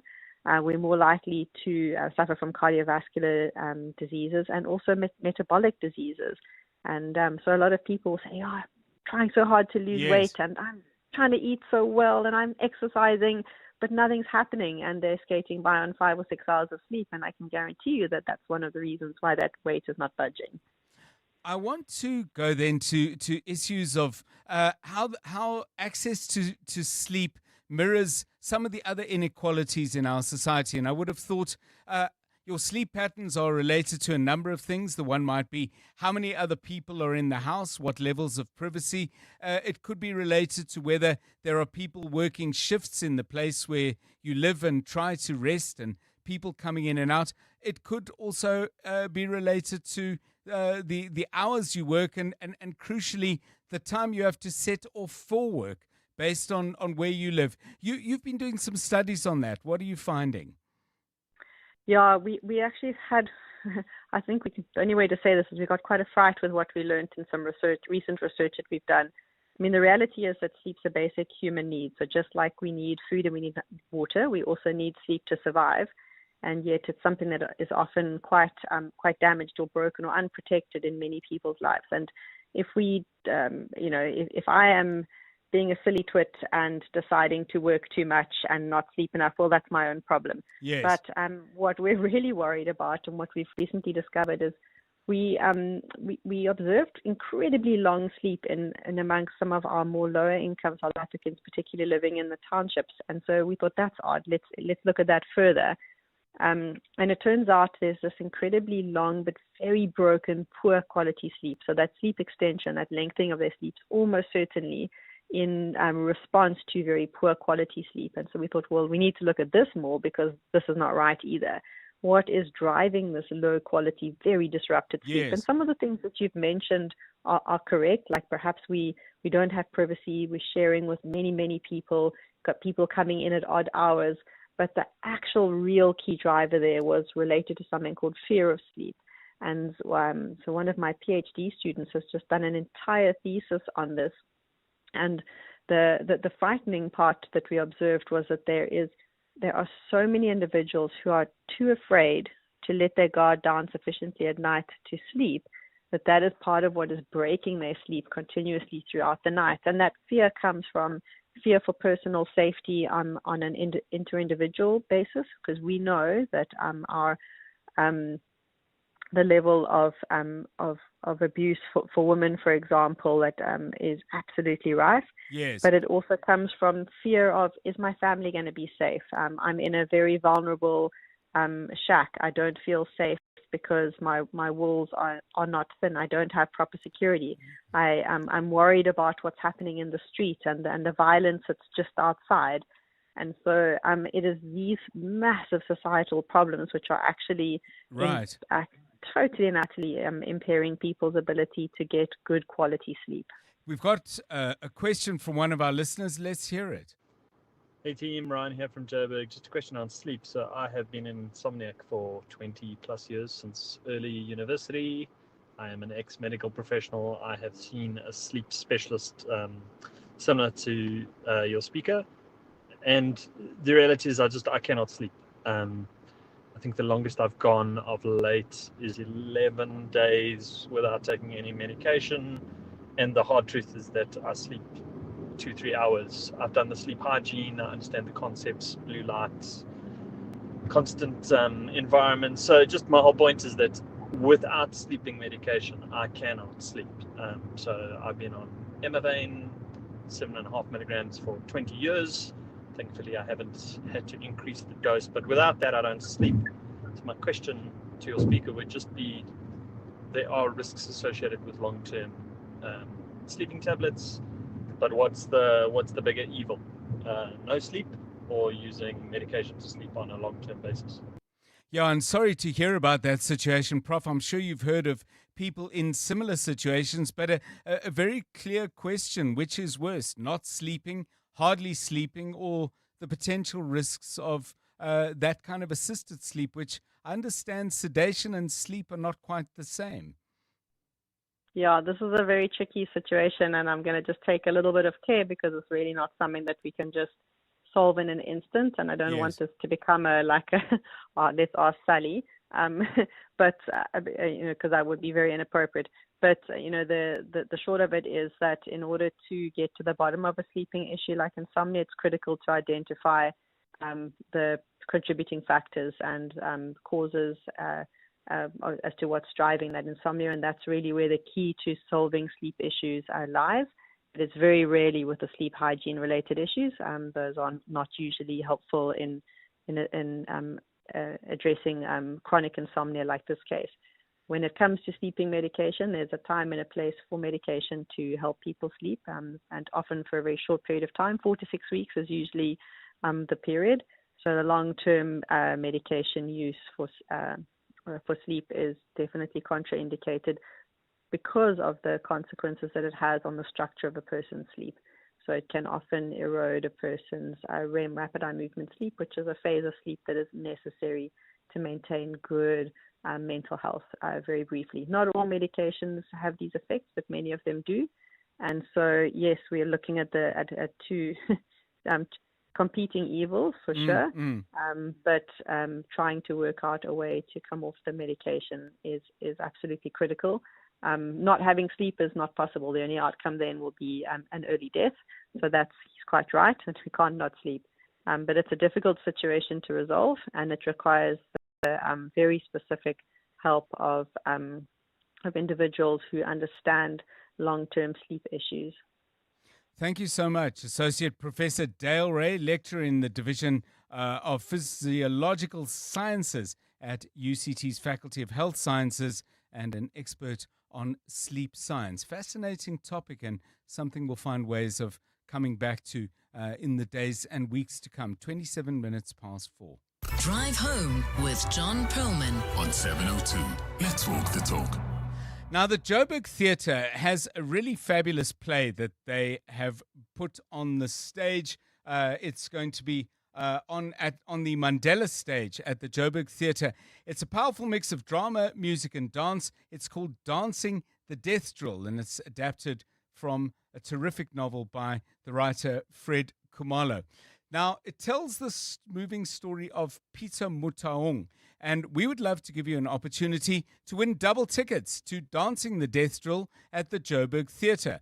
The first 5 people to WhatsApp the answer to this question will win those tickets and win themselves an opportunity to see a terrific production of South African theatre. So, here's the question. Dancing the Death Drill is a theatre production adapted from Fred Khumalo's acclaimed novel of the same title.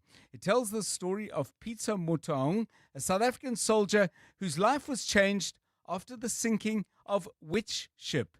The sinking of which ship is at the center of Fred Khumalo's novel? If you know the answer, 072 702 1702. Do it quickly. The first 5 entries win those 5 sets of double tickets. Hope it's you. EWN Business. To the markets we go. Moteo Juaripe, 100,000 was a barrier. Then we went up to 103.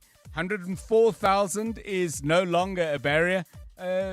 Interesting times on the JSE. Yeah, definitely a good year for the JSE. I nearly screamed out the answer to your question there, so let me just stick to business. Our shares on world markets are mostly rose today, tracking Wall Street's record-setting run the previous day. Most analysts now expect the Federal Reserve to cut interest rates to boost the U.S. economy next week. U.S. inflation also rising in August at the fastest pace since the beginning of the year. Consumer prices there now increasing to 2.9% in the year to August. Because of that and weaker U.S. jobs numbers, most analysts are looking at Jerome Powell and the U.S. Fed to slash some rates in the U.S. That, of course, would prop up their economy and have an effect on the global economy. Shares in Europe also mixed in early trading after opening higher. In Germany, the DAX was flat. The CAC 40 in Paris also fell, with Britain's FTSE 100 remaining flat after the stats body there this morning saying the economy recorded zero growth for the month of July. U.S. markets are opening in the green this afternoon, positive, as those rate cuts cause some excitement in the market, while the Nasdaq, which tracks mostly tech shares, was up 0.21%. Back home, banking and mining shares are pushing up. The local oil share up 648 points ahead of market close, about 31 minutes out from that. Industrials are flat, but banking stocks up more than 1%. Mining shares also quite strong this afternoon. Better day for Discovery, releasing results yesterday. They were down 7%, but back up 3% today. A big rebound for them. The Fushini Group up 2.9%. Premier Foods also amongst the winners. ShopRite up 2.3%, with Anglo enjoying some gains today. Retailer Spar, they down 2.7%. Aspen Pharmacare down 2%, with Bidvest and Old Mutual both down 1.5%. Rand at this hour, 17 Rand 36 against the US dollar, 20 Rand 34 against the euro, and 23 Rand 53 cents against the British pound.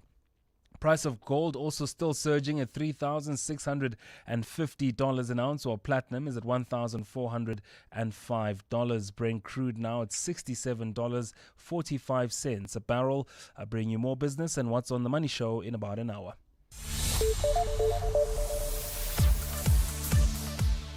702 Drive, it's 28 minutes to 5. Let's get the very latest eyewitness news with Mbali Dlamini. You taking us out onto Lilian Ngoyi Street to get us going. What's happening there?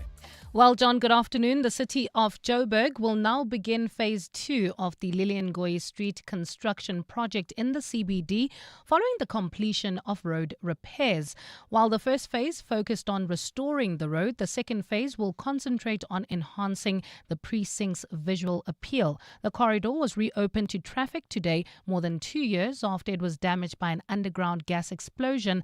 Alfa Ramushwana reports. The city of Johannesburg has spent almost 90 million rand on reconstructing Lilian Ngoyi Street after it was split in the middle by a gas pipeline explosion. Of the allocated budget, 110 million rand remains and will be directed towards phase 2 of the project. This next phase will focus on beautifying the precinct, including planting greenery, installing street furniture and other improvements to enhance its visual appeal. A local business owner operating along Lilian Ngoyi Street says the reopening will allow his business to return to normal operations. I feel very good. It's really amazing. Only thing that is still there's a little things left over, small things. But we appreciate they did a very good job. It takes more than 2 years. The total cost of the project amounts to 192 million rand, covering both phases. Alpha Ramshwana, Eyewitness News, Johannesburg. Let's move to KZN now, where authorities are investigating the cause of another scholar transport accident reported in Imbali Township in Pietermaritzburg this morning. It's understood the incident took place along the same road where a crash which claimed the lives of 5 children was recorded yesterday. Santaco spokesperson Sfiso Shangase says all the children involved in this morning's crash survived the accident. He adds that they are still waiting for more information on the cause of the accident. It is a pity that we've also learned this morning that from the very same road, another vehicle this morning nearly caused another fatal accident. But fortunately, the driver managed to control it. There were no fatalities. But this is an indication that the Islamic State of Africa will not become a political party after the Electoral Commission dismissed its appeal. The organization initially had its application to register as a political party rejected, and it took that matter on appeal.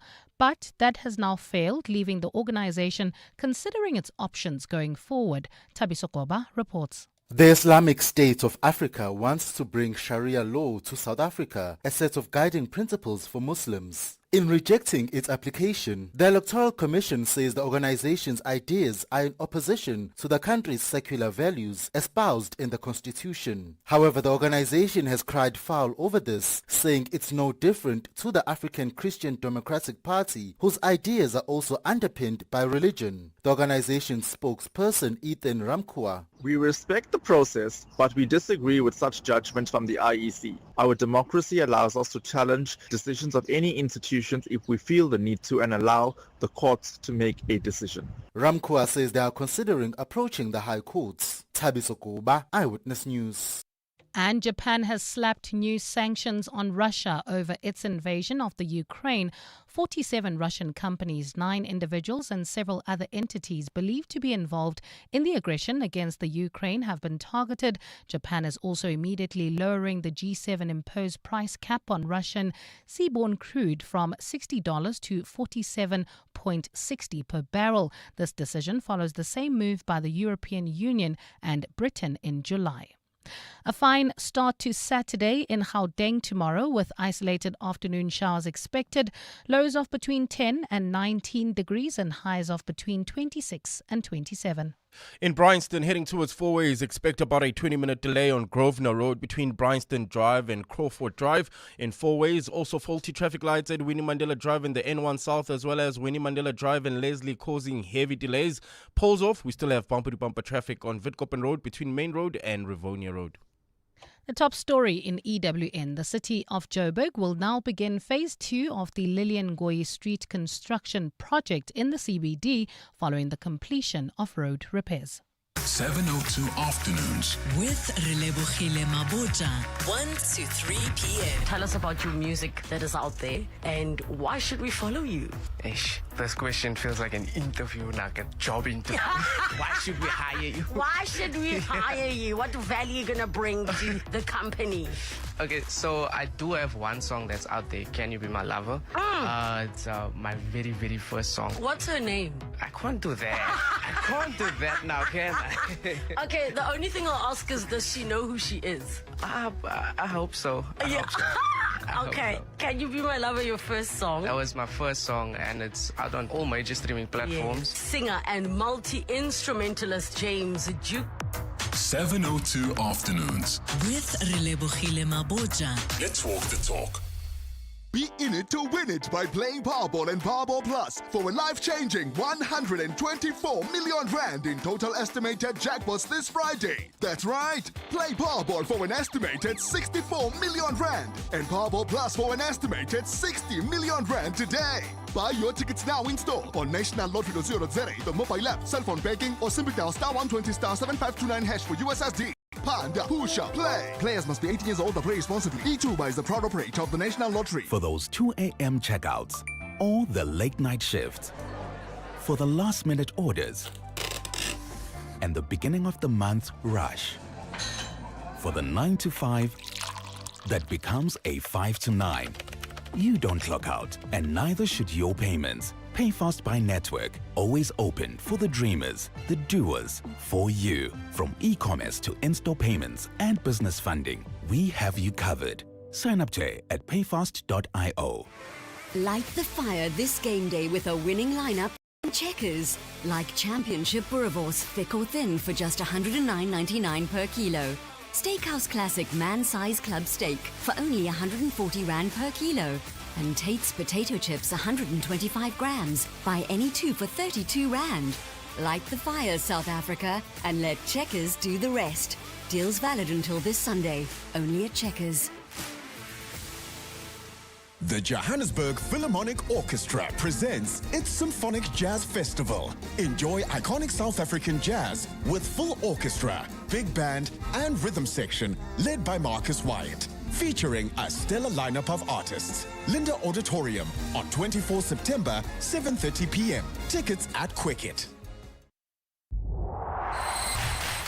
EWN Sport. 7:02 drive, let's get the latest sports. South Africa up against New Zealand in rugby tomorrow. Not once, but twice. One of them is a World Cup quarterfinal. Tolakele Mganga has that story and news about the other big game as well. Thanks so much, John. And Springbok women captain Nolusindisi Boy says the aim is to empty her tank. That's when the team goes up against New Zealand in the quarterfinals of the World Cup. South Africa are through to the last 8 for the first time and face their toughest assignment yet. That's in a showdown with the defending champions. My last World Cup. For me, it's about like giving everything because I know that after we are done with the World Cup, I won't touch a rugby ball again. So I have to give everything that I have. I have to make sure that I'm emptying the tank for anyone who wants to come and get the jersey.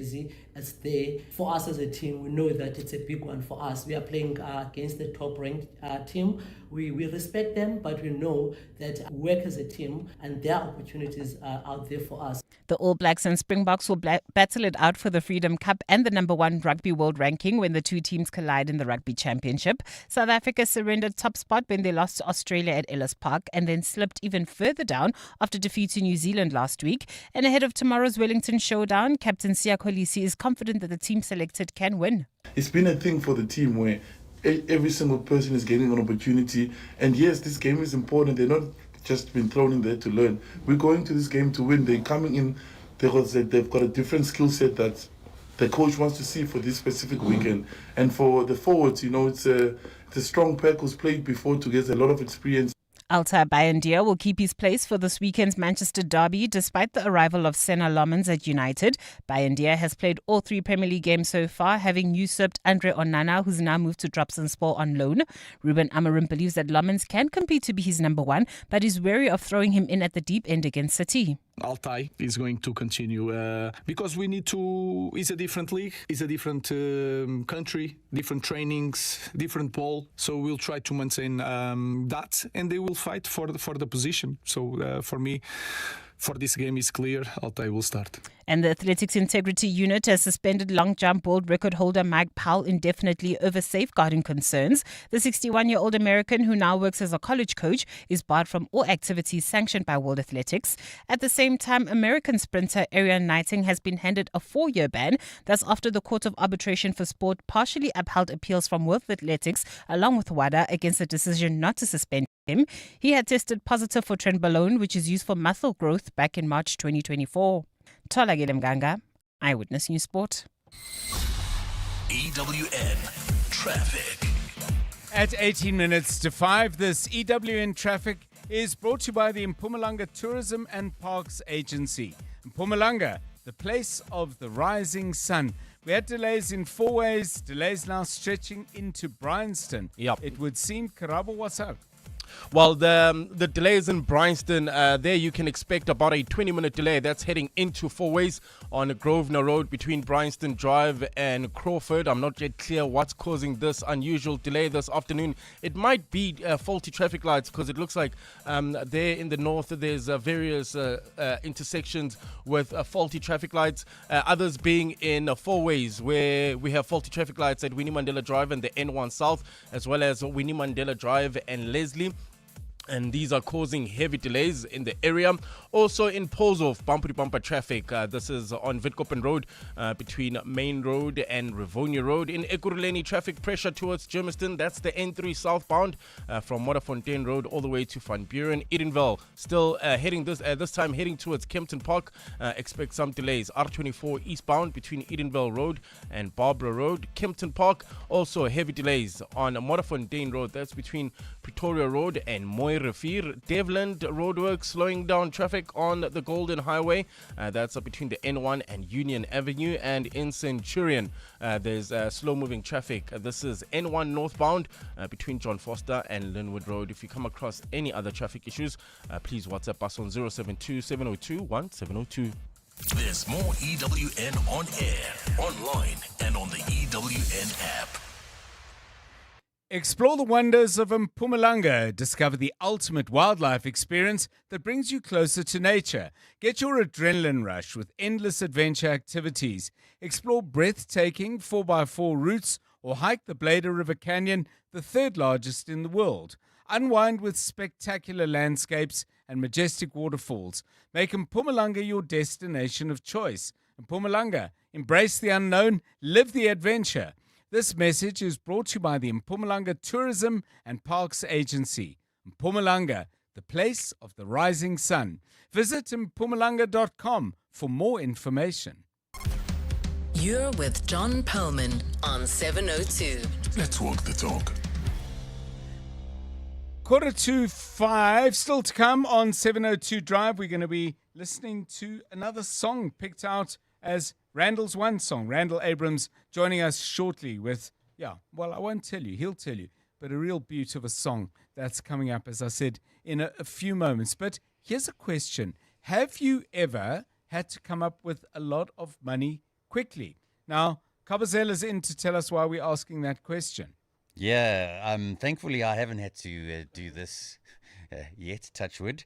But a woman on X by the name of Piano Princess has asked the question, and she says, how can I make 50,000 Rand between the beginning of October and the end of December?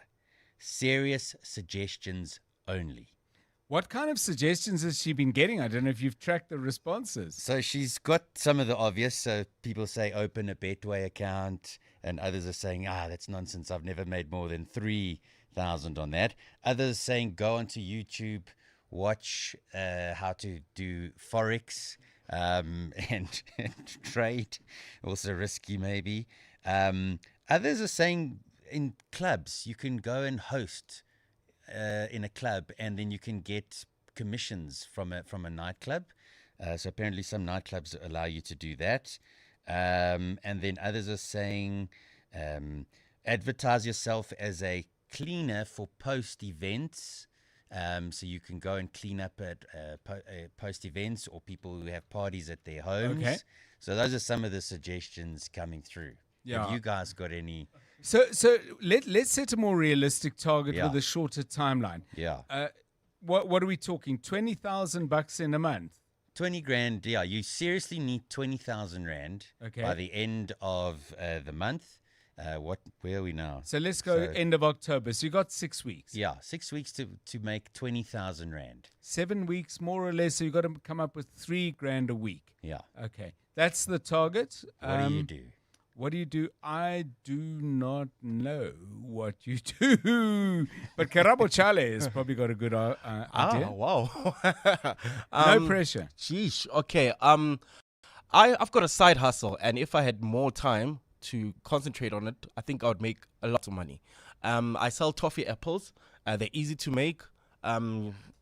I mean, yeah, easy to make. You don't spend much in buying the stock.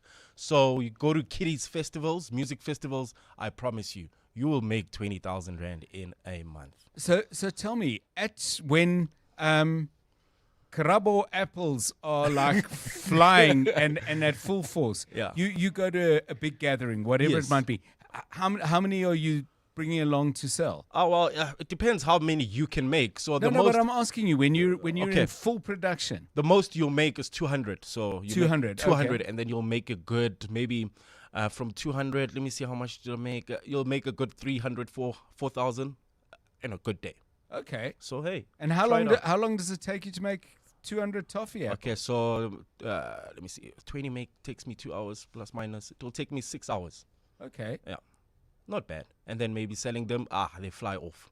Kids will taste these Karabo apples. Kids will be there all over you saying, "Yo, mommy, I want," and you'll make that money. The toffee apple king. Yeah, I had no idea.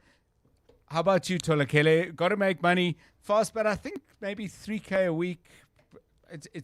It's big, but it's not undoable. Where would you start? For that one, the first one, your social media already. The fact that people are engaging that account, you can just verify it. And then because you're posting content that's getting the engagement, I think people get paid like 2,000 Rand. Already on that consistent engagement, you're sorted there. Then you can also just use your Instagram and your other social medias. It's easy money if you want to be a semi-influencer, because now people only need like 5,000 followers to start making that kind of money. So that's the most simple one if you're not even trying to get into the entrepreneurial route. Yeah.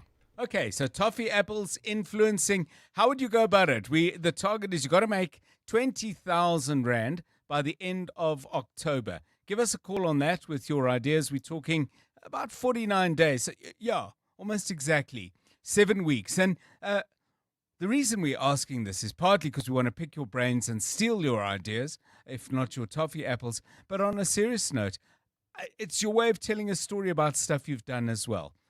There's lots of interesting entrepreneurship out there. So let's use the topic to try and unlock some of those ideas. 10 minutes to 5. John Perlman on 702. 3 to 6 p.m. Well, this is something I always look forward to, and it's time right now for Randall's One Song. Randall Abrams, at this time on 702 Drive, digs into his archive and his deep love of music and comes up with something that he's keen to tell us about and keen to share with us as we look sometimes at modern music and sometimes go back in time. Randall, a very good afternoon to you. We're going Motown today. Who and why? Good afternoon. So we are going Motown. Gladys Knight, the Empress of Soul, was originally on Motown, but this song from 73, she had left the label by that time. Okay. And the reason is not just because it's a fantastically well-written and brilliant and very adult song, and her vocals are just incredible. But, I was trawling YouTube and I found a live version. And the live version is really special because, it's a live concert. There are no pyrotechnics, right? So, if you go to a concert these days, the sound is great. There are pyrotechnics. Often the musicians aren't playing live. But in this case, not only is she live, but the pips are doing those classy 70s dance moves in the background. Yes. The suits are all salmon. They've got bell bottoms on, but the class and the backing vocals and just everything about the performance is so real that I thought, we've actually never really on the show discussed live performance when it comes to music, right? We're always discussing the musicians and the genres and the players on the track. But in this case, as I say, I was utterly spellbound by watching Gladys Knight and the Pips live. It's so interesting what you're saying, because I saw David Bowie in 1978 in Detroit, and that was also a concert with no pyrotechnics, very much stripped down, but I found myself absolutely focused on the musicians and what they were doing. Tell me this, though, Randall, that kind of backing singers, great suits, Although, I'm not sure I would buy a salmon suit, but that's maybe more, says more about me than the Pips in this particular instance. But has that gone out of music to some degree? And if so, is it missed? Look, I think it has gone out. If people are dressed like that, everybody knows it's kind of a retro soul act. Right. This was a period when everybody dressed and looked like that. But I just, as I say, the coolness of it, the kind of upmarket feel of it, yet remaining, as I say, so street and so soulful. I was really taken because I know the song very, very well. I've heard it many, many times.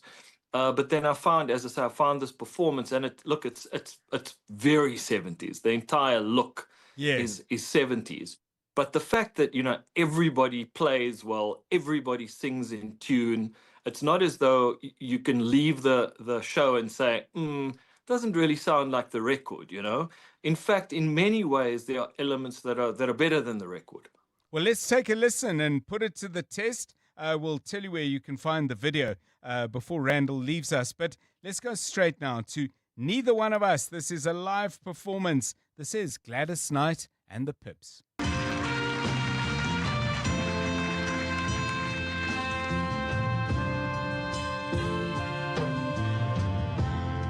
It's sad to think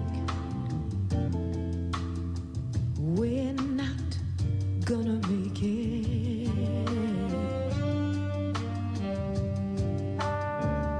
And it's gotten to the point where we just can't fake it. Ooh, for some ungodly reason, we just won't let it die. I guess neither one of us wants to be the first to say goodbye.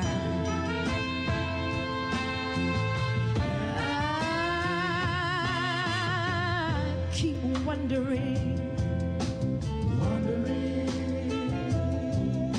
what I'm gonna do without you. And I guess you must be wondering that same thing too. So we go on together, living a lie.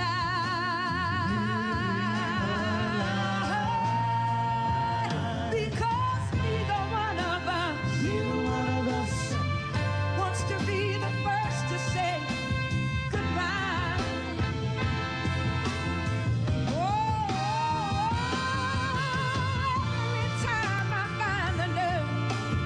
Every time I find the nerve to say I'm leaving. Oh, memories, those old memories get in my way. Ooh.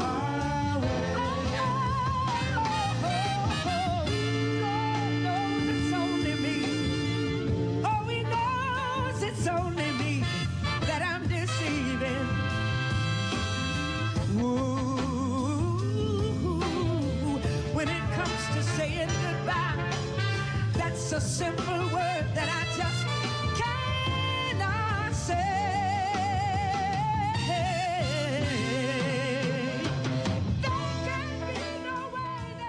Neither One of Us, Gladys Knight and the Pips, the live version. Randall, you spoke about Gladys Knight as the Empress of Soul. So many great singers from that era, long as it was, Diana Ross, Aretha Franklin. Maybe one doesn't try to rank them, you just enjoy them. But where do you put her in that mix? Were they all just different and brilliant in different ways, or is there a hierarchy? Look, I don't think it's fair that there's a hierarchy. Certainly, you're going to read kind of people love lists, right? So there's going to be a list saying, this is Aretha's the greatest singer of all time. But Aretha didn't record Neither One of Us Wants to Be the First to Say Goodbye, so should she be discounted? Gladys. And I just think, she's got that wonderful grittiness. And there's that portion in the song where she goes to the middle eight and she sings that whoa, whoa, whoa part. And it just, as much as the chords are rising, they're not rising as much as she is from a singing point of view, right? She may be singing the same notes and being the same key as that transition takes place. But, when that voice comes in and she sings that, you're like, whoa, I better listen to the next part of the song. You're absolutely transfixed because she is taking you almost, not dragging you, but she's kind of telling you without words, you need to come along with me and hear the rest of this message, And again, you can have the best bass player, you can have the best drummer, you can have the best arrangement, you can have the best everything. Without a singer that is that compelling, the song will never be as great as it is. And I think that's the thing about really great singers, right? Yes. They're actually able to add something to a song that isn't actually there, that isn't actually in the written word, that isn't actually in the musically written stuff. There's something beyond that they can go to. Wonderfully and clearly put. Thank you, Randall Abrams. And if you want to go and have a look at the version that Randall was sharing with us, YouTube, type in Neither One of Us Live. Type in Gladys Knights. I don't know why I'm telling you how to find stuff on the internet. It's not as if it's new. But anyway, Randall with us at the same time next Friday. Brush, stroke, paint, color, protect, and admire. From roof paint to exterior textures and interior silk, Warrior Paints has it all. The product range and stylish colors are amazing. And what's more, Warrior Paints has crushed prices for incredible savings. Enjoy that good old-fashioned personal service you deserve. For price, quality, variety, and service, Warrior Paints is street ahead. Warrior Paints, affordable, lasting, luxury. Do you know what's hiding behind the colorful packaging of unhealthy food? Big food companies target children with unhealthy packaged foods that hide high levels of sugar, salt, and fat, which could lead to heart disease, diabetes, and hypertension. But the truth is hidden from consumers. Front-of-package warning labels are a proven solution to help consumers make informed decisions. The government must act now. We have the right to know what's in our food. Demand front-of-package warning labels. Sign the petition on heala.org, HEALA.org, by the 30th of September.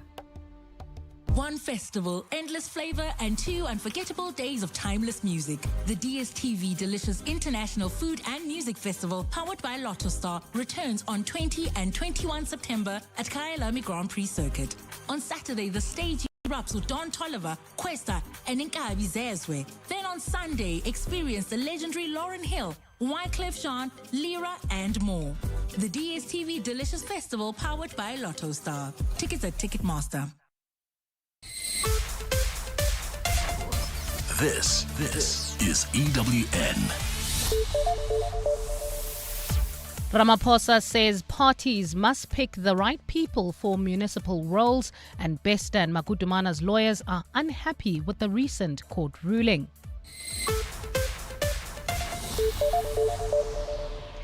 Good afternoon, I'm Bali Dlamini. President Cyril Ramaphosa is appealing to all political parties to put qualified and capable candidates up for elections.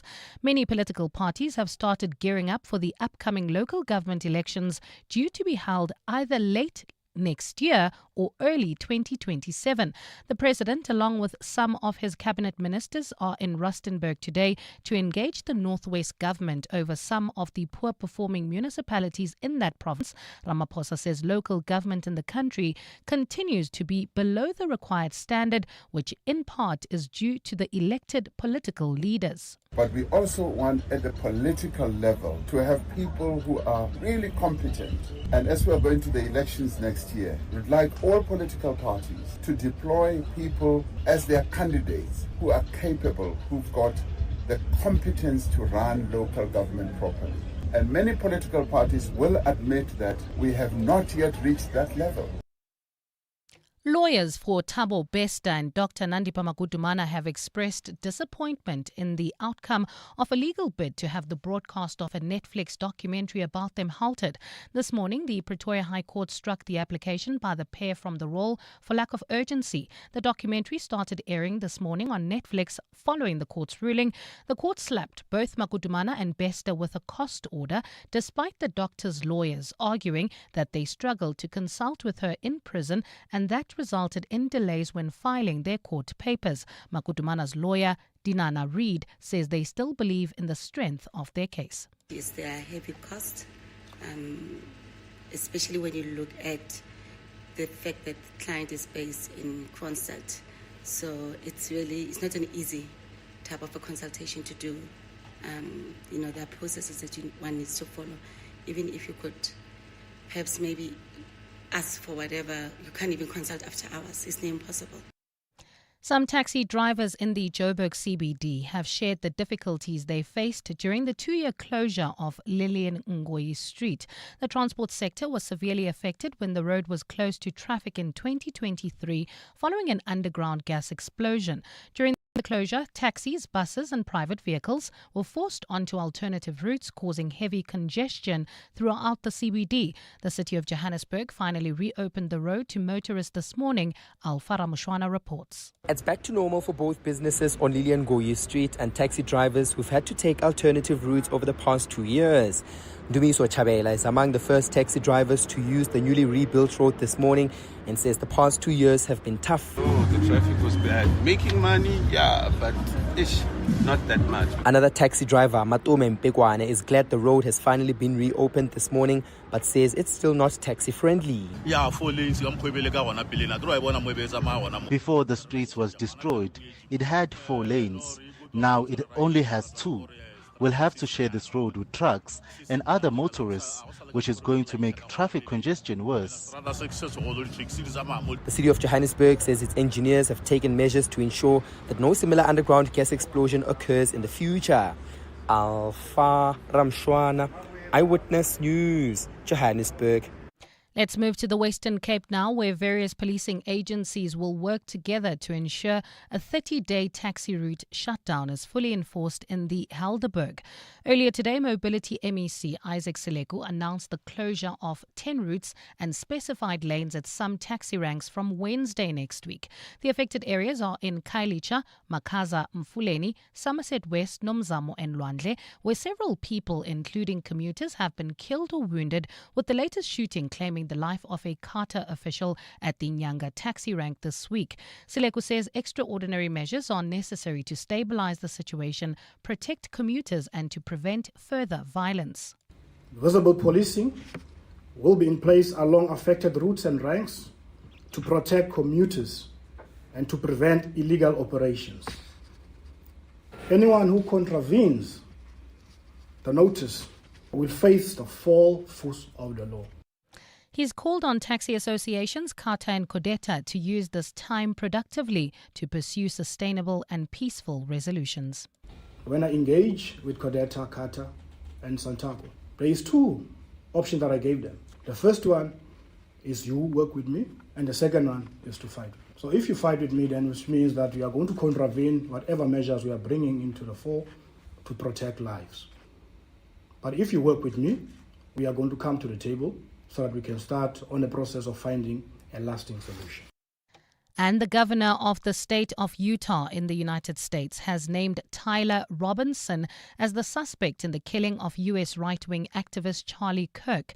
Robinson was taken into custody following a massive manhunt. Governor Spencer Cox identified Robinson at a press conference this afternoon. It came shortly after President Donald Trump revealed on Fox News that the suspected gunman had been found.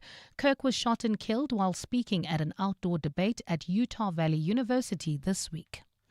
Gold is trading at $3,649.81 an ounce.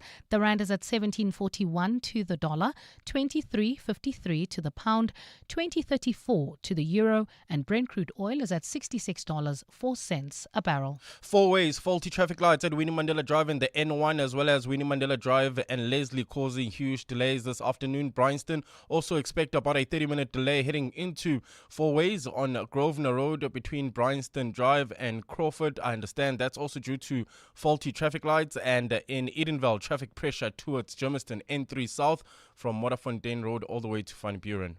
In your sport, the Springbok women out upset defending champions at the Rugby World Cup. The double world champions seek redemption against the All Blacks. And Manchester United probe mystery of missing boots. A fine start to Saturday tomorrow in Gauteng with isolated afternoon showers expected. Johannesburg dropping to overnight lows of 13 degrees, peaking at 27. Pretoria 10 and 27, and Vereniging 19 and 26 degrees. The top story in EWN this hour. President Cyril Ramaphosa is appealing to all political parties to put qualified and capable candidates up for election. EWN, in touch, in tune, and independent. For the latest, visit ewn.co.za or download the EWN app. 7:02. Drive home with John Perlman. John Perlman, 3 to 6 p.m. On 92.7 and 106 FM. Let's walk the talk. 7:02 Drive. It's 8 minutes past 5. The weekend getting closer. I hope you got some good things planned. If you're wrapping up things at work, don't forget there's still the drive home where we can help you. We will give you the very latest news on what's happening on the roads. Not so good out in Joburg's northern suburbs. Karabo Charlie will bring you the details of that shortly. Huge weekend of sports, really thinking of the Springbok women's team who are up in the World Cup quarterfinal against New Zealand. If you're a Buccaneer or a fan of Stellies FC, or you're just hoping to see a good game in the MTN 8, well, if you missed our preview with BBK Baringbatu Kortjas, really breaking down the game and telling us what he think might happen and why, you can pick that up on primemediaplus.com. And then, of course, the Springboks up against the All Blacks tomorrow morning, kickoff 5 minutes past 9. We've got a really in-depth and interesting conversation with Supersport commentator Matthew Pearce coming your way in a few moments. And then, just to round it off, sport from every corner of the planet, it would seem, in the Far East. World Athletics Championship gets underway. South Africa sending a strong team, sadly without Bayanda Walaza, but many of you will have an interest in that. Anything you want to talk about sports-wise? 072 702 1702. Quite a few of you have had things to say about Cape Town's or the Western Cape government's crackdown on 2 taxi associations in the Cape Town area. Routes, particularly heading out to Somerset West and back, closed down completely for 30 days. Is that going to work to bring an end to the violence that has absolutely plagued that part of the country and people who use those taxis for quite some time now? You may have some thoughts on that. And again, the same number, 072 702 1702. It's 10 minutes past 5. You're with John Perlman on 702. Good afternoon, Dr. John and the team. You want to make 50K by the end of December, or you want to make 20K in October? Buy a second-hand vehicle for 18,000 if the capital is there. At an auction, flip that car, 20,000 rand, one shot. 50K, flip about 2 cars with a decent value. As for these cars that are needed for Uber and the Uber vehicles, and flip 2 of them, you're already at 50K. But you will need either to be credit-worthy if you don't have the capital, and if you're credit-worthy, you'll be sorted out by December. 50K. Sharp. Good afternoon, Tate John and team. You know, we've just heard on the news that councillors from the city of Tshwane, they have voted a 5% increase for themselves. This would be effective from 2024, and they are going to receive a lump sum. The very same situation happened for the workers, the very same workers that are working under the very same councillors. The city refused to pay them. They refused to pay them their salaries for the past 2 years. Now they are going to pay councillors for the past 2 years a lump sum and everything. This is a very interesting municipality. A very interesting municipality, and I wonder what would be the reaction from the workers given this situation. This is Sipho from Tembis. Yeah, do keep those coming. Not everyone pleased to hear the city of Tshwane councillors have voted for themselves a 5% increase. What is your view, though? I mean, do you think they should get no increase at all? Is 5% too much, or is the idea of an increase the problem for you? You absolutely should not countenance them getting any kind of extra cash whatsoever. To that rugby interview in just a moment, but first, traffic news. EWN Traffic. This Eyewitness News traffic is brought to you by Outsurance in partnership with 702. Karabo Chale's eyes are on the north side of Johannesburg, and what you're seeing, I believe, not so good. Not looking good at all. We have huge delays in the Bryanston Fourways Poles Off area. We have a voice note from a motorist. Karabo? So the delays in the traffic around the Fourways Poles Off area, we understand that, there's no power, which is why the traffic lights are not working. There was a fault fire in Poles Off, we understand, and that has affected, there's a little substation there, and I don't know if it got burnt out but anyway, the power is off area-wide, and that, I believe, is the cause of the traffic lights and the traffic congestion. Now it makes sense. So what you are facing is about a 30-minute delay in the Bryanston area. This is on Grosvenor Road between Bryanston Drive and Crawford. Also, if you're heading into Fourways, that's coming from the Sunninghill area, expect about a 20-minute delay. N1 southbound, that's between Rivonia Road and Winnie Mandela Drive. In other areas, that's in Ekurhuleni. There's also traffic pressure heading towards Germiston N3 South. This is between Modderfontein Road and Van Buren. While in Edenvale, that's if you're heading towards Kempton Park, expect about a 20-minute delay as well. That's on the R24 eastbound between Edenvale Road and Barbara Road. Still in Ekurhuleni, Kempton Park, traffic heavily backed up on Modderfontein Road between Pretoria Road and Mooi Rivier. Devland roadwork slowing down traffic. Golden Highway between the N1 and Union Avenue. And finally in Centurion, traffic sluggish N1 North from John Foster all the way to Linwood Road. If you find any other traffic issues to report on, please WhatsApp us on 072 702 1702. There's more EWN on air, online, and on the EWN app. 20 years ago, you were driving to the airport for that epic holiday, and 20 years ago, the Outsurance pointsmen were on the roads, easing traffic congestion. Whether you're an Outsurance client or not, we've all been getting something out. Show the Outsurance pointsmen some love this month and celebrate this 20th anniversary using hashtag pointsmenlove. From Johannesburg, Tshwane and Paarl to Stellenbosch, let's celebrate. Outsurance really means it when they say you always get something out. In proud partnership with 702, Outsurance is a licensed insurer and FSP. You're with John Perlman on 702. Let's walk the talk. 16 minutes past 5. Well, as we look forward to, I'm certainly looking forward to the Springboks game, the second in New Zealand against the All Blacks, this one in Wellington. It is hard not to entirely put out of one's mind moments like this. And Tate McDermott hacks the ball into the east stand at Ellis Park. There are hands on hips, heads in hands for the Springboks, but utter euphoria for this Wallaby team. Full time at Ellis Park in Johannesburg. South Africa 22, Australia 38.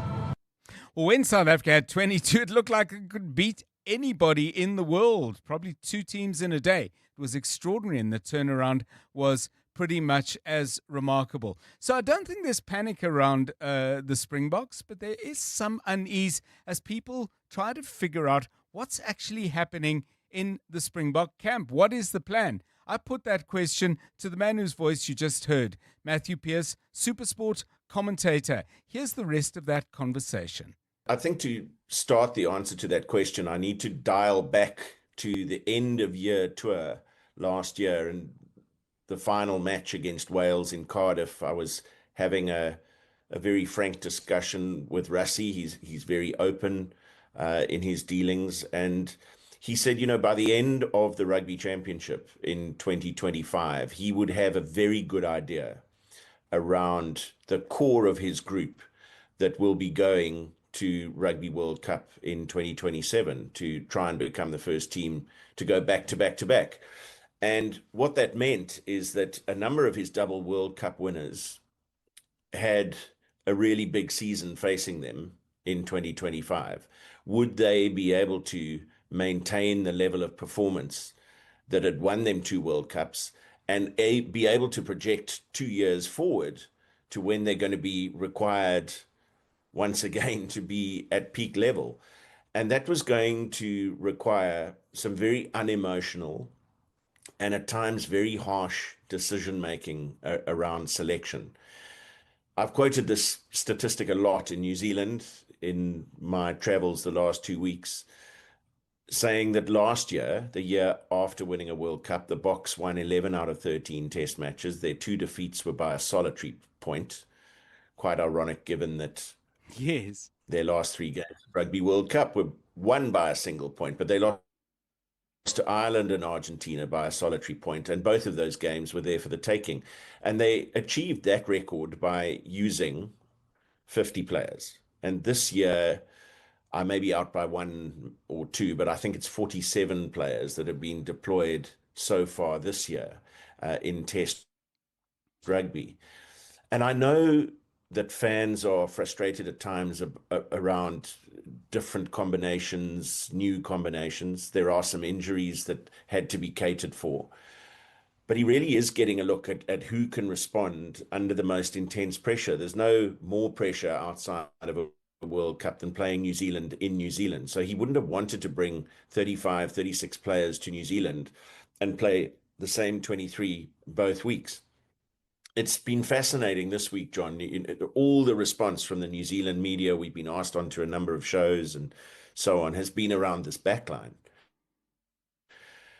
while casually ignoring the strength of this pack of forwards that the Springboks have selected. Siya Kolisi is starting in his preferred number 6 jersey for the first time in the Rugby Championship. Jasper Visser is back from a 4-match suspension that he picked up in the second game against Italy. And he's been itching to play. He's been training well. And his return gives the back row a lot more balance. Siya was talking to me about that earlier today at the captain's run, saying he prefers that role in the wider channels where he can carry and also clean rucks. And Jasper gives the Boks that opportunity. He almost inevitably gets over the gain line when he's carrying the ball. And so the balance of this back row looks a whole lot better. There's been a lot of talk about Eben Etzebeth being left out of the 23, but he's put in a massive shift so far this season. So having Loet de Jager there, who's on his way back into Test rugby after that medical issue that he had that cost him a place at Rugby World Cup, he's back into Test rugby. He's growing into it. To have him alongside a Ruan Nokia with Erge Snyman on the bench is really strong. No change in the front row. So this is a proper pack of forwards that the Boks have selected. Right. And the hope is that they then give the right quality of ball to this incredibly exciting backline.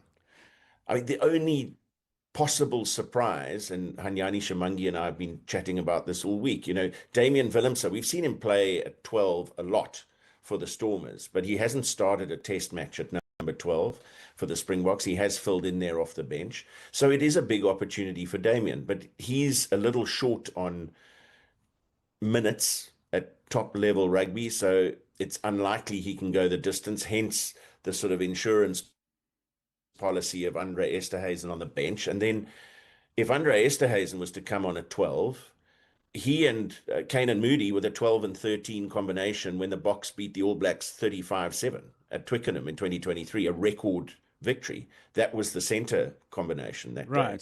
So, you know, there is method. I don't think anybody must think that this is just some random selection and players have been punished for a poor performance last week. A lot of these selections would have been made before they even got on a plane to come to New Zealand. Having said that, there is now the requirement of a result to stay in contention for the Rugby Championship and to retain the Freedom Cup. So Matthew, I mean, people who've commented on this have said, well, we're playing more expansive rugby, but now defense is not as good. And in terms of certain fundamentals, like a working line out, we appear to be slipping. Is there a mistake in putting together two things that are actually, to some degree, unrelated? John, no, I don't believe so. Let's cast our minds back to 2018 when Rassie came back and Jacques Nienaber came back as his defense coach. Siya Kolisi was named as captain for the first time, 3 test series against England. And within 25 minutes of that test match at Ellis Park, the first one, the Boks were behind their posts and behind 24 points to 3. And players were looking at each other left and right because they were trying to adapt to a new defense system. And Jacques Nienaber always said, listen, it's going to take 7 or 8 test matches before the team becomes comfortable with this defensive system. Now you've got the likes of a Tony Brown, and it's not all about Tony Brown, but he has provided a huge amount of input into this new attacking style. So what have they got to find out? They've got to find out who are the personnel who can actually play this style and implement it effectively. But when they're doing that, if there is then a mistake, as we saw numerous times against Australia, after building up a 22-point lead, playing honestly, John, the best 20 minutes of rugby I think I've ever seen a Springbok team play, but they carried on. The problem with that is when you then make mistakes within that system, surely people understand that it compromises your defensive structure. And you're having to scramble because you're not in the defensive line or the defensive setup that you were before, because you're trying to bring something more to your attack. So it is a balancing act for sure. And there are learnings that need to be taken on board. And somewhere there will be an equilibrium. But I think, to return to your first question about a general comment, what we are seeing here is an attempt to evolve and to have more options in terms of how the Springboks play. Because when they won the World Cup in 2019, they played a very specific pattern. Then COVID came. Then they had to play the Lions in front of no fans. So there was no time for evolution there. We saw some signs of it in 2023 in some of the games. You think back to the quarterfinal against France, there was just some breathtaking rugby played then. And last year was really the time to then take more steps in or towards that evolution. And we're seeing that again this year. Nobody could quite believe the implosion at Ellis Park against Australia. And last week was frustrating because they got 13 22-meter entries and could only convert 2 or 3 of them ultimately, but did finish the game really, really strongly. So they will have taken heart from that. Unfortunately, in New Zealand, I've seen this movie so many times. We saw it in 2023 in Mount Smart. You know, you let the All Blacks out to a 14, 15-point start. It is so difficult to play catch-up rugby. So a better start is imperative. And look, this is a stadium with good memories for a lot of the squad. You know, 2018 in Wellington was the game that really turned it all around mentally for Rassie Erasmus's Springboks. So, Matthew, I suppose just a final point. So you spend time with players, you watch training. It is a squad where some are coming to the end of their Springbok careers, but are looking to have one more stab at another World Cup. And then there are some players, some of them almost brand new. So maybe to talk about the squad in general terms might be a little bit unrealistic. But in general, is everybody clear in the squad about what the Springboks are trying to do in 25, possibly similarly in 26, and is everyone on board with it? Yes, is the short answer, because they have very little choice. Yes. There is collective buy-in, and those who are potentially on their way out are aware that they are potentially on their way out. To change sporting codes for a second, I was fascinated by the interview that Novak Djokovic did, he's so clearly ahead of the next group of professional men's tennis players, but he says as much as he wants to, he simply can no longer compete with Alcaraz and Sinner. Yes. And there's a metaphor here in rugby. The mind may be willing, but the flesh may just prove to be weak. And when you're an older player, when you pick up an injury, it just takes that much longer to heal, and you perhaps return without the pace that you had when you got injured, or the ability to take contact. And they are finding out these things this year. And I do suspect there are going to be some very hard but unemotional calls made in narrowing down what is going to be the selection that ultimately goes to defend that World Cup again. If you look at this back line, once again, Ethan Hooker, 22 years of age, only 2 test caps, getting a start against the All Blacks. Sasha Feinberg, Ngomezulu, Kanan Moody. This is a young, exciting backline who are being given the opportunity to demonstrate what they can do in the most intense atmosphere they'll experience anywhere outside of a Rugby World Cup. So they know what's at stake. They know this is an opportunity for them. And there's this added incentive on this particular weekend of staying in the hunt for a Rugby Championship title defense, and also the Freedom Cup, which the Boks won back last year with 2 wins out of 2 in South Africa.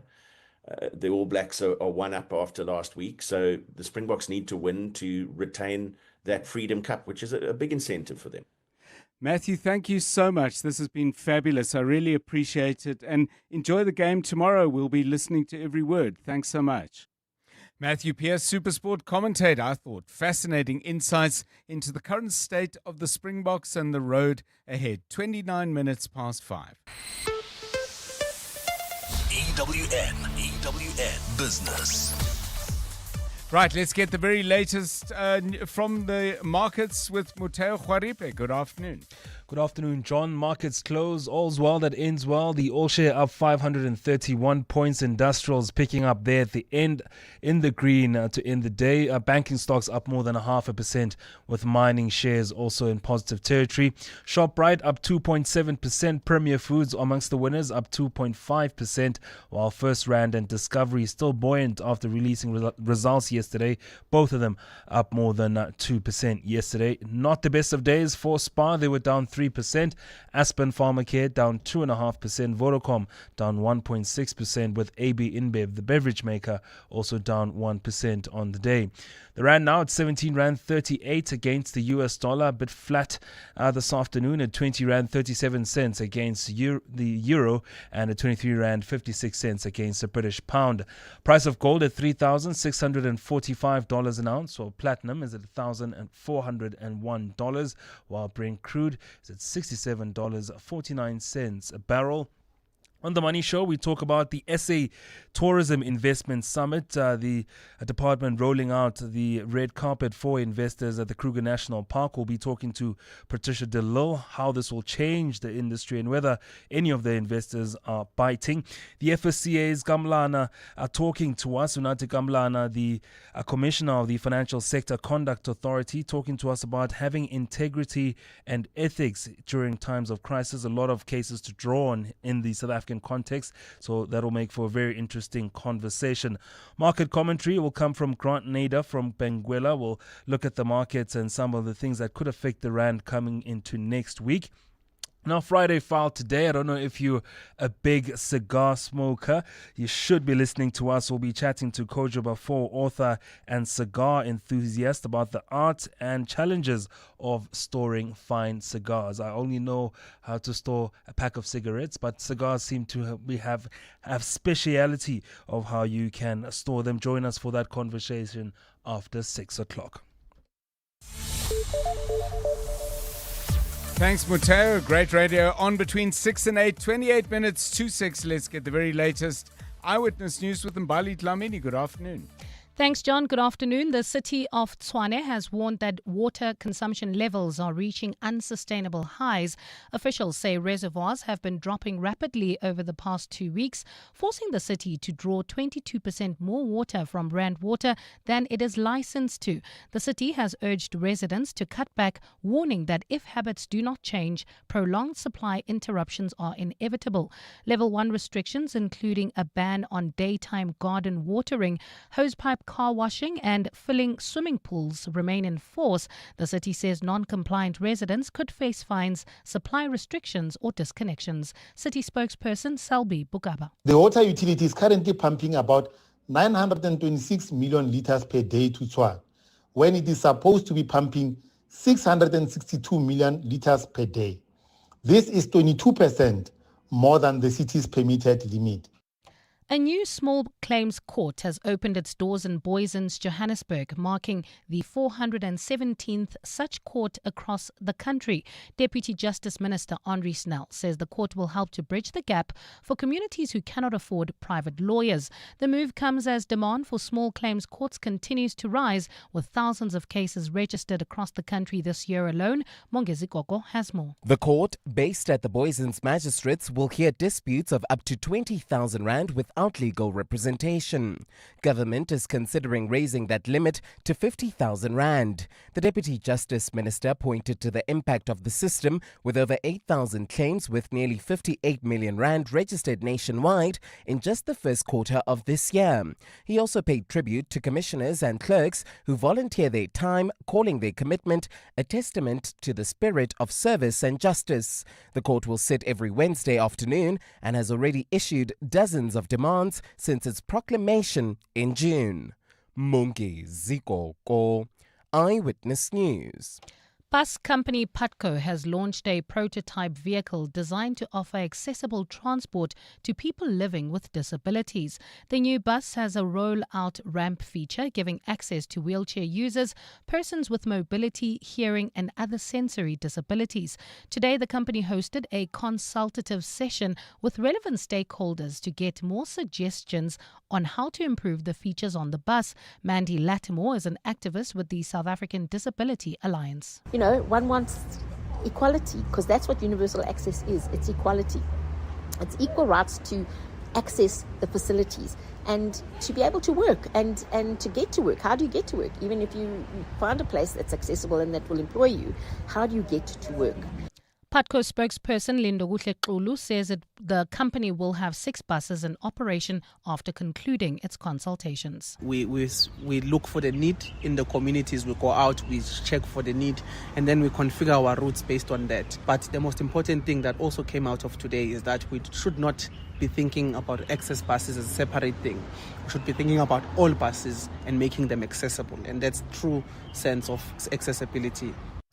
And the governor of the state of Utah has named Tyler Robinson as the suspect in the killing of U.S. right-wing activist Charlie Kirk.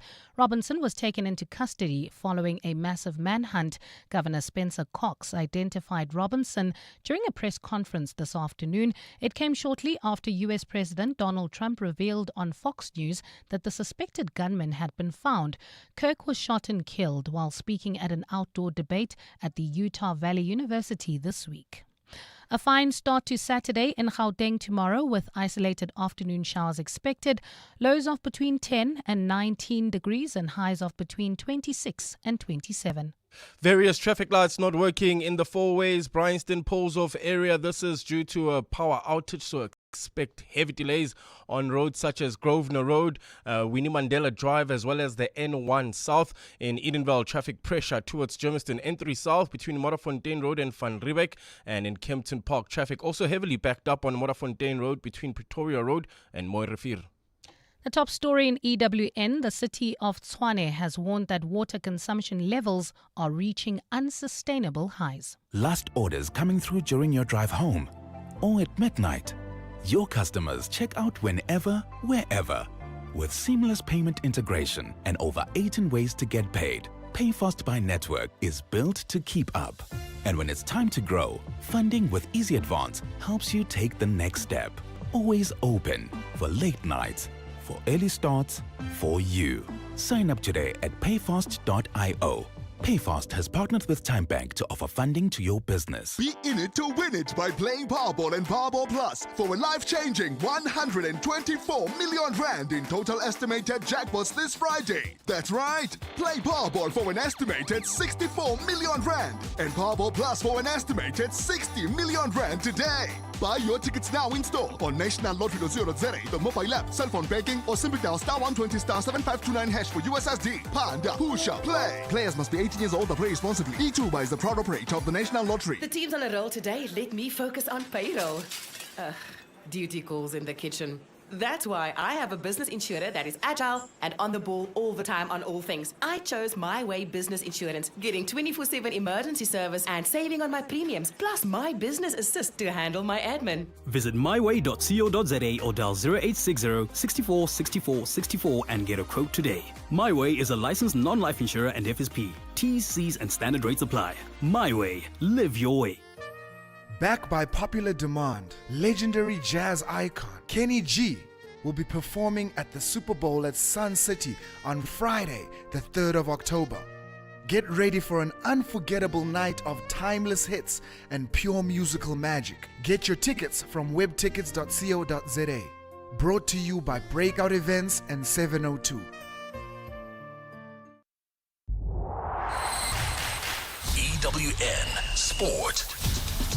21 minutes to 6 sports time. Tola Kele, good afternoon. Afternoon, John. Nolusundiso Boy believes that good things can happen for the Springbok women. That's if they all pull in the same direction against New Zealand tomorrow. The two will clash in the quarterfinals of the World Cup, with South Africa looking to cause an upset against the defending champions, having reached the last stage of this tournament for the very first time. We are going to the war, everyone's mind and body is there. So with that, we have a certain way of processing things and believing that if ever we can stick together, beautiful things can happen for us or good things can happen for us. The New Zealand versus South Africa rivalry will also be played out in the men's game. That's when the double world champions go up against the All Blacks in the Rugby Championship.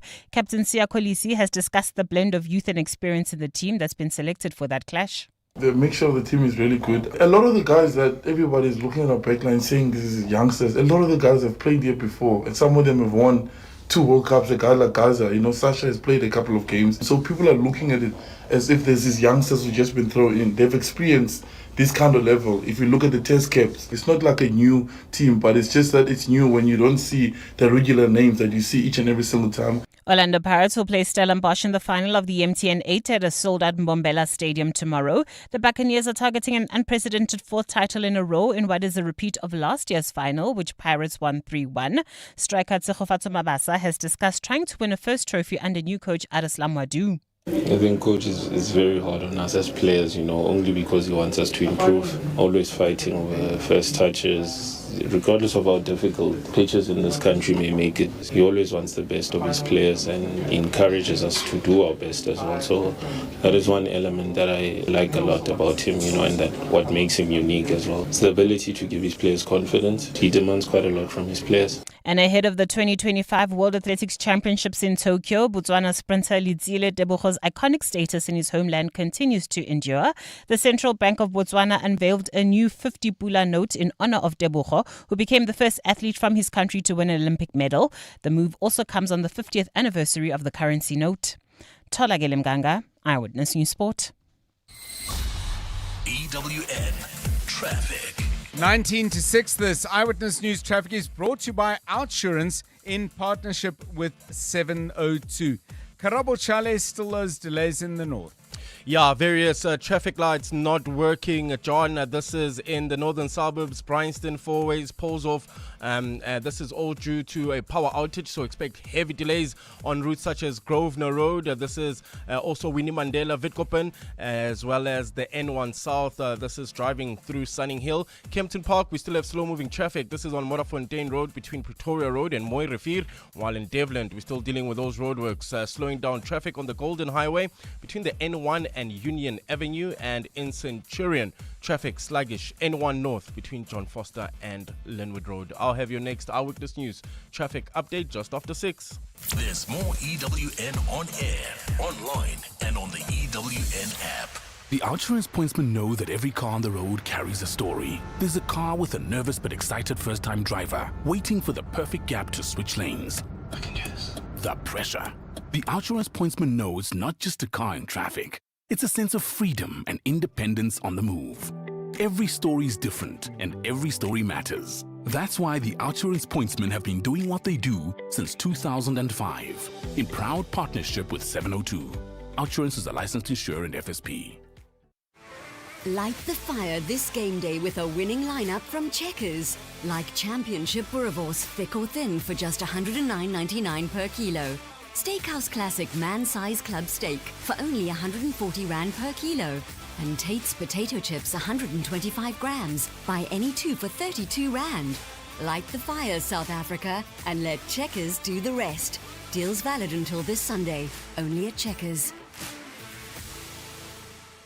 Hey besties! Welcome to my kitchen tour, or should I say, my new walk-in wardrobe.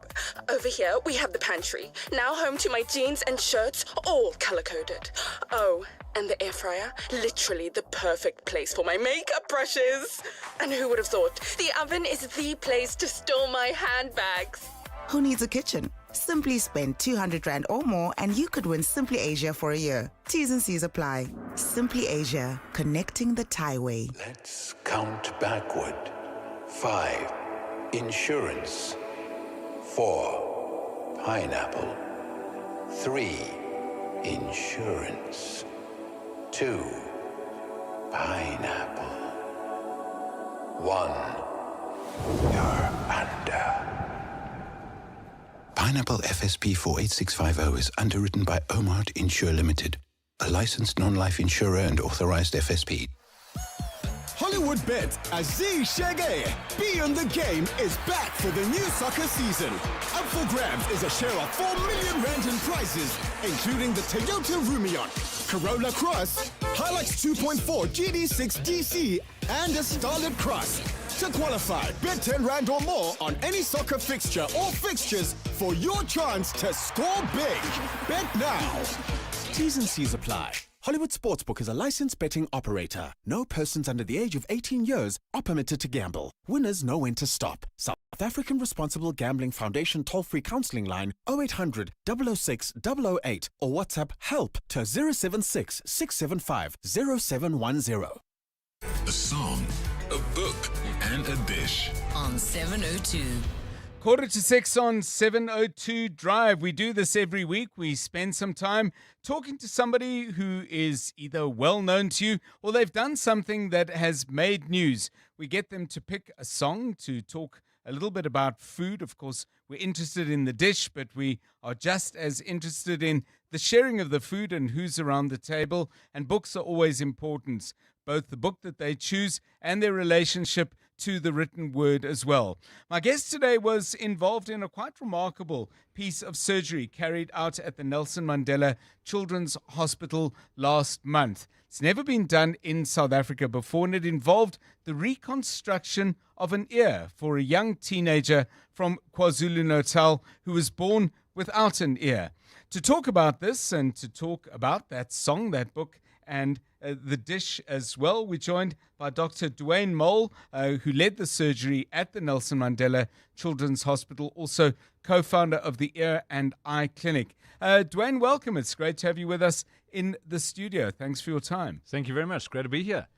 What made you want to focus on this particular area of medicine? We'll go back in time, of course, to look at what got you into medicine in the first place, but there are so many paths that lead out of medical school. You you picked this one. Tell us why. I fell in love with the operating microscope. I was Okay. just working as a trauma doctor, and they needed somebody to help out at the ear clinic, which was really removing wax. And I Mhm. just fell in love with that microscope, and then just decided I'd pursue that rather, and then applied. And yeah, it's quite difficult to get in, but eventually got a post, and then was able to specialize in ears. And I mean, once you specialize, is that that's the road you're on? Or did you find that it had all sorts of off-ramps that you didn't even know were there? So initially, obviously, it's ENT, so it's ear, nose, and throat. And we do Right. head and neck cancers, we do throat, we do tonsils, we do all sorts of things. But I just sort of fell in love with the delicate work of the ear. And it's also very rewarding. The nice thing about it is somebody else measures your work. So the audiologist tests, can the person hear after the surgery? So you can't fake anything. So it was nice that somebody else can, check up on you. I'm intrigued to know, the night before you're about to do this major surgery, it's groundbreaking, hasn't been done in South Africa before. I mean, are there big night nerves? Did you sleep? No, I had to take a sleeping tablet. No, definitely. So John, I think the difficult thing with that is that, yes, we've done many ear surgeries before, but this was a little bit more complex because this falls more under the realm of the plastic surgeon. Right. So, but we don't really have enough experience in South Africa that it's fallen in their hands. Fortunately, I've done quite a lot of cartilage reconstructions of the ears, so there is that experience, but this was a total different ball game for me because I had a razor flap, a large flap. For those guys that know medicine, that's quite a complicated little thing. Took about a half an hour per centimeter, and we needed to get 14 by 11 centimeters, so it was going to take us quite a while. Let's go back to young boy growing up in Pretoria. You're at Waterkloof Primary.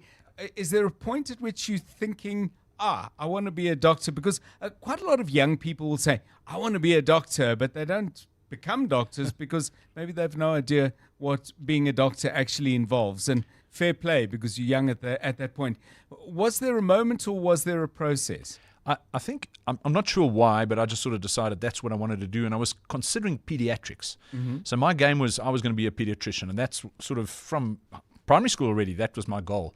So I was sort of into that line. So I can't really say what started it out. Maybe it was the fact that both my parents are not doctors. Yes. That might have been why I went into it. Because your older brother Michael became a doctor Sure. as well. So there was something happening in the Mole home where nobody's a doctor, but everyone wants to be a doctor. I Well, don't know about your sister. Just one for Mike, though. I was doctor my whole life, but I was a year behind him. Yes. And so in his matric year, he decides, no, he's going to actually study medicine. I was so miffed. Yes, Because now he yes. gets to do it before I do. So anyway, he's a great doctor, and we know him. And were you doing things that even at a young age that said, okay, this is me on my way to be a doctor? I mean, did you choose subjects? Were you particularly serious about areas of learning? So it's interesting. I think in high school, the only thing that the guys really wanted you to take was Latin, just so you could understand the words. And we didn't even have Latin in the school my high school. But I think biology was always fascinating for me. But I think the learning really came when you started medicine, because there wasn't really anything at a school level. Look, I was always, blood didn't scare me. I was happy to help around. I joined the ambulance service as a volunteer. So that's maybe something that I did while I was still learning. So that's maybe the only thing I could say that really a little bit closer to medicine. What's happening around the Mole dinner table? We'll talk about your choice of dish in a moment, because I don't think that dish is from your early life. But were meals serious time? Everyone's got to be there. Everyone sits down, no phones. So at this stage, yes. Although at the moment, all my daughters have actually left home. Okay. So one's qualified, one's studying medicine, the other one's studying chartered accounting. So they're all on a path. So it's just mom and me at home. Right. But when you were growing up, Yeah. was mealtime serious Absolutely. business? No. Dad would always have us, breakfast on your own, lunch whenever, but supper was as a family. And what were you learning around the table? Obviously, you're getting fed, and your mom, by all accounts, is a good cook. Your dad is doing interesting stuff. What's the chat, and what are you getting from it? It's interesting. Dad would often bring up scenarios, and we'd have to sort of, hey, look, if this happened at school, what would you do? So there was that underlying teaching. They sort of felt that it's a concept we call everyday talk, Right. where they want to make They don't just want to talk nonsense. They want to actually, as they speak, you're going to learn something. So they were always helping us navigate different situations that had come up at school the day. There was always the jokes. There was what's happening in the week.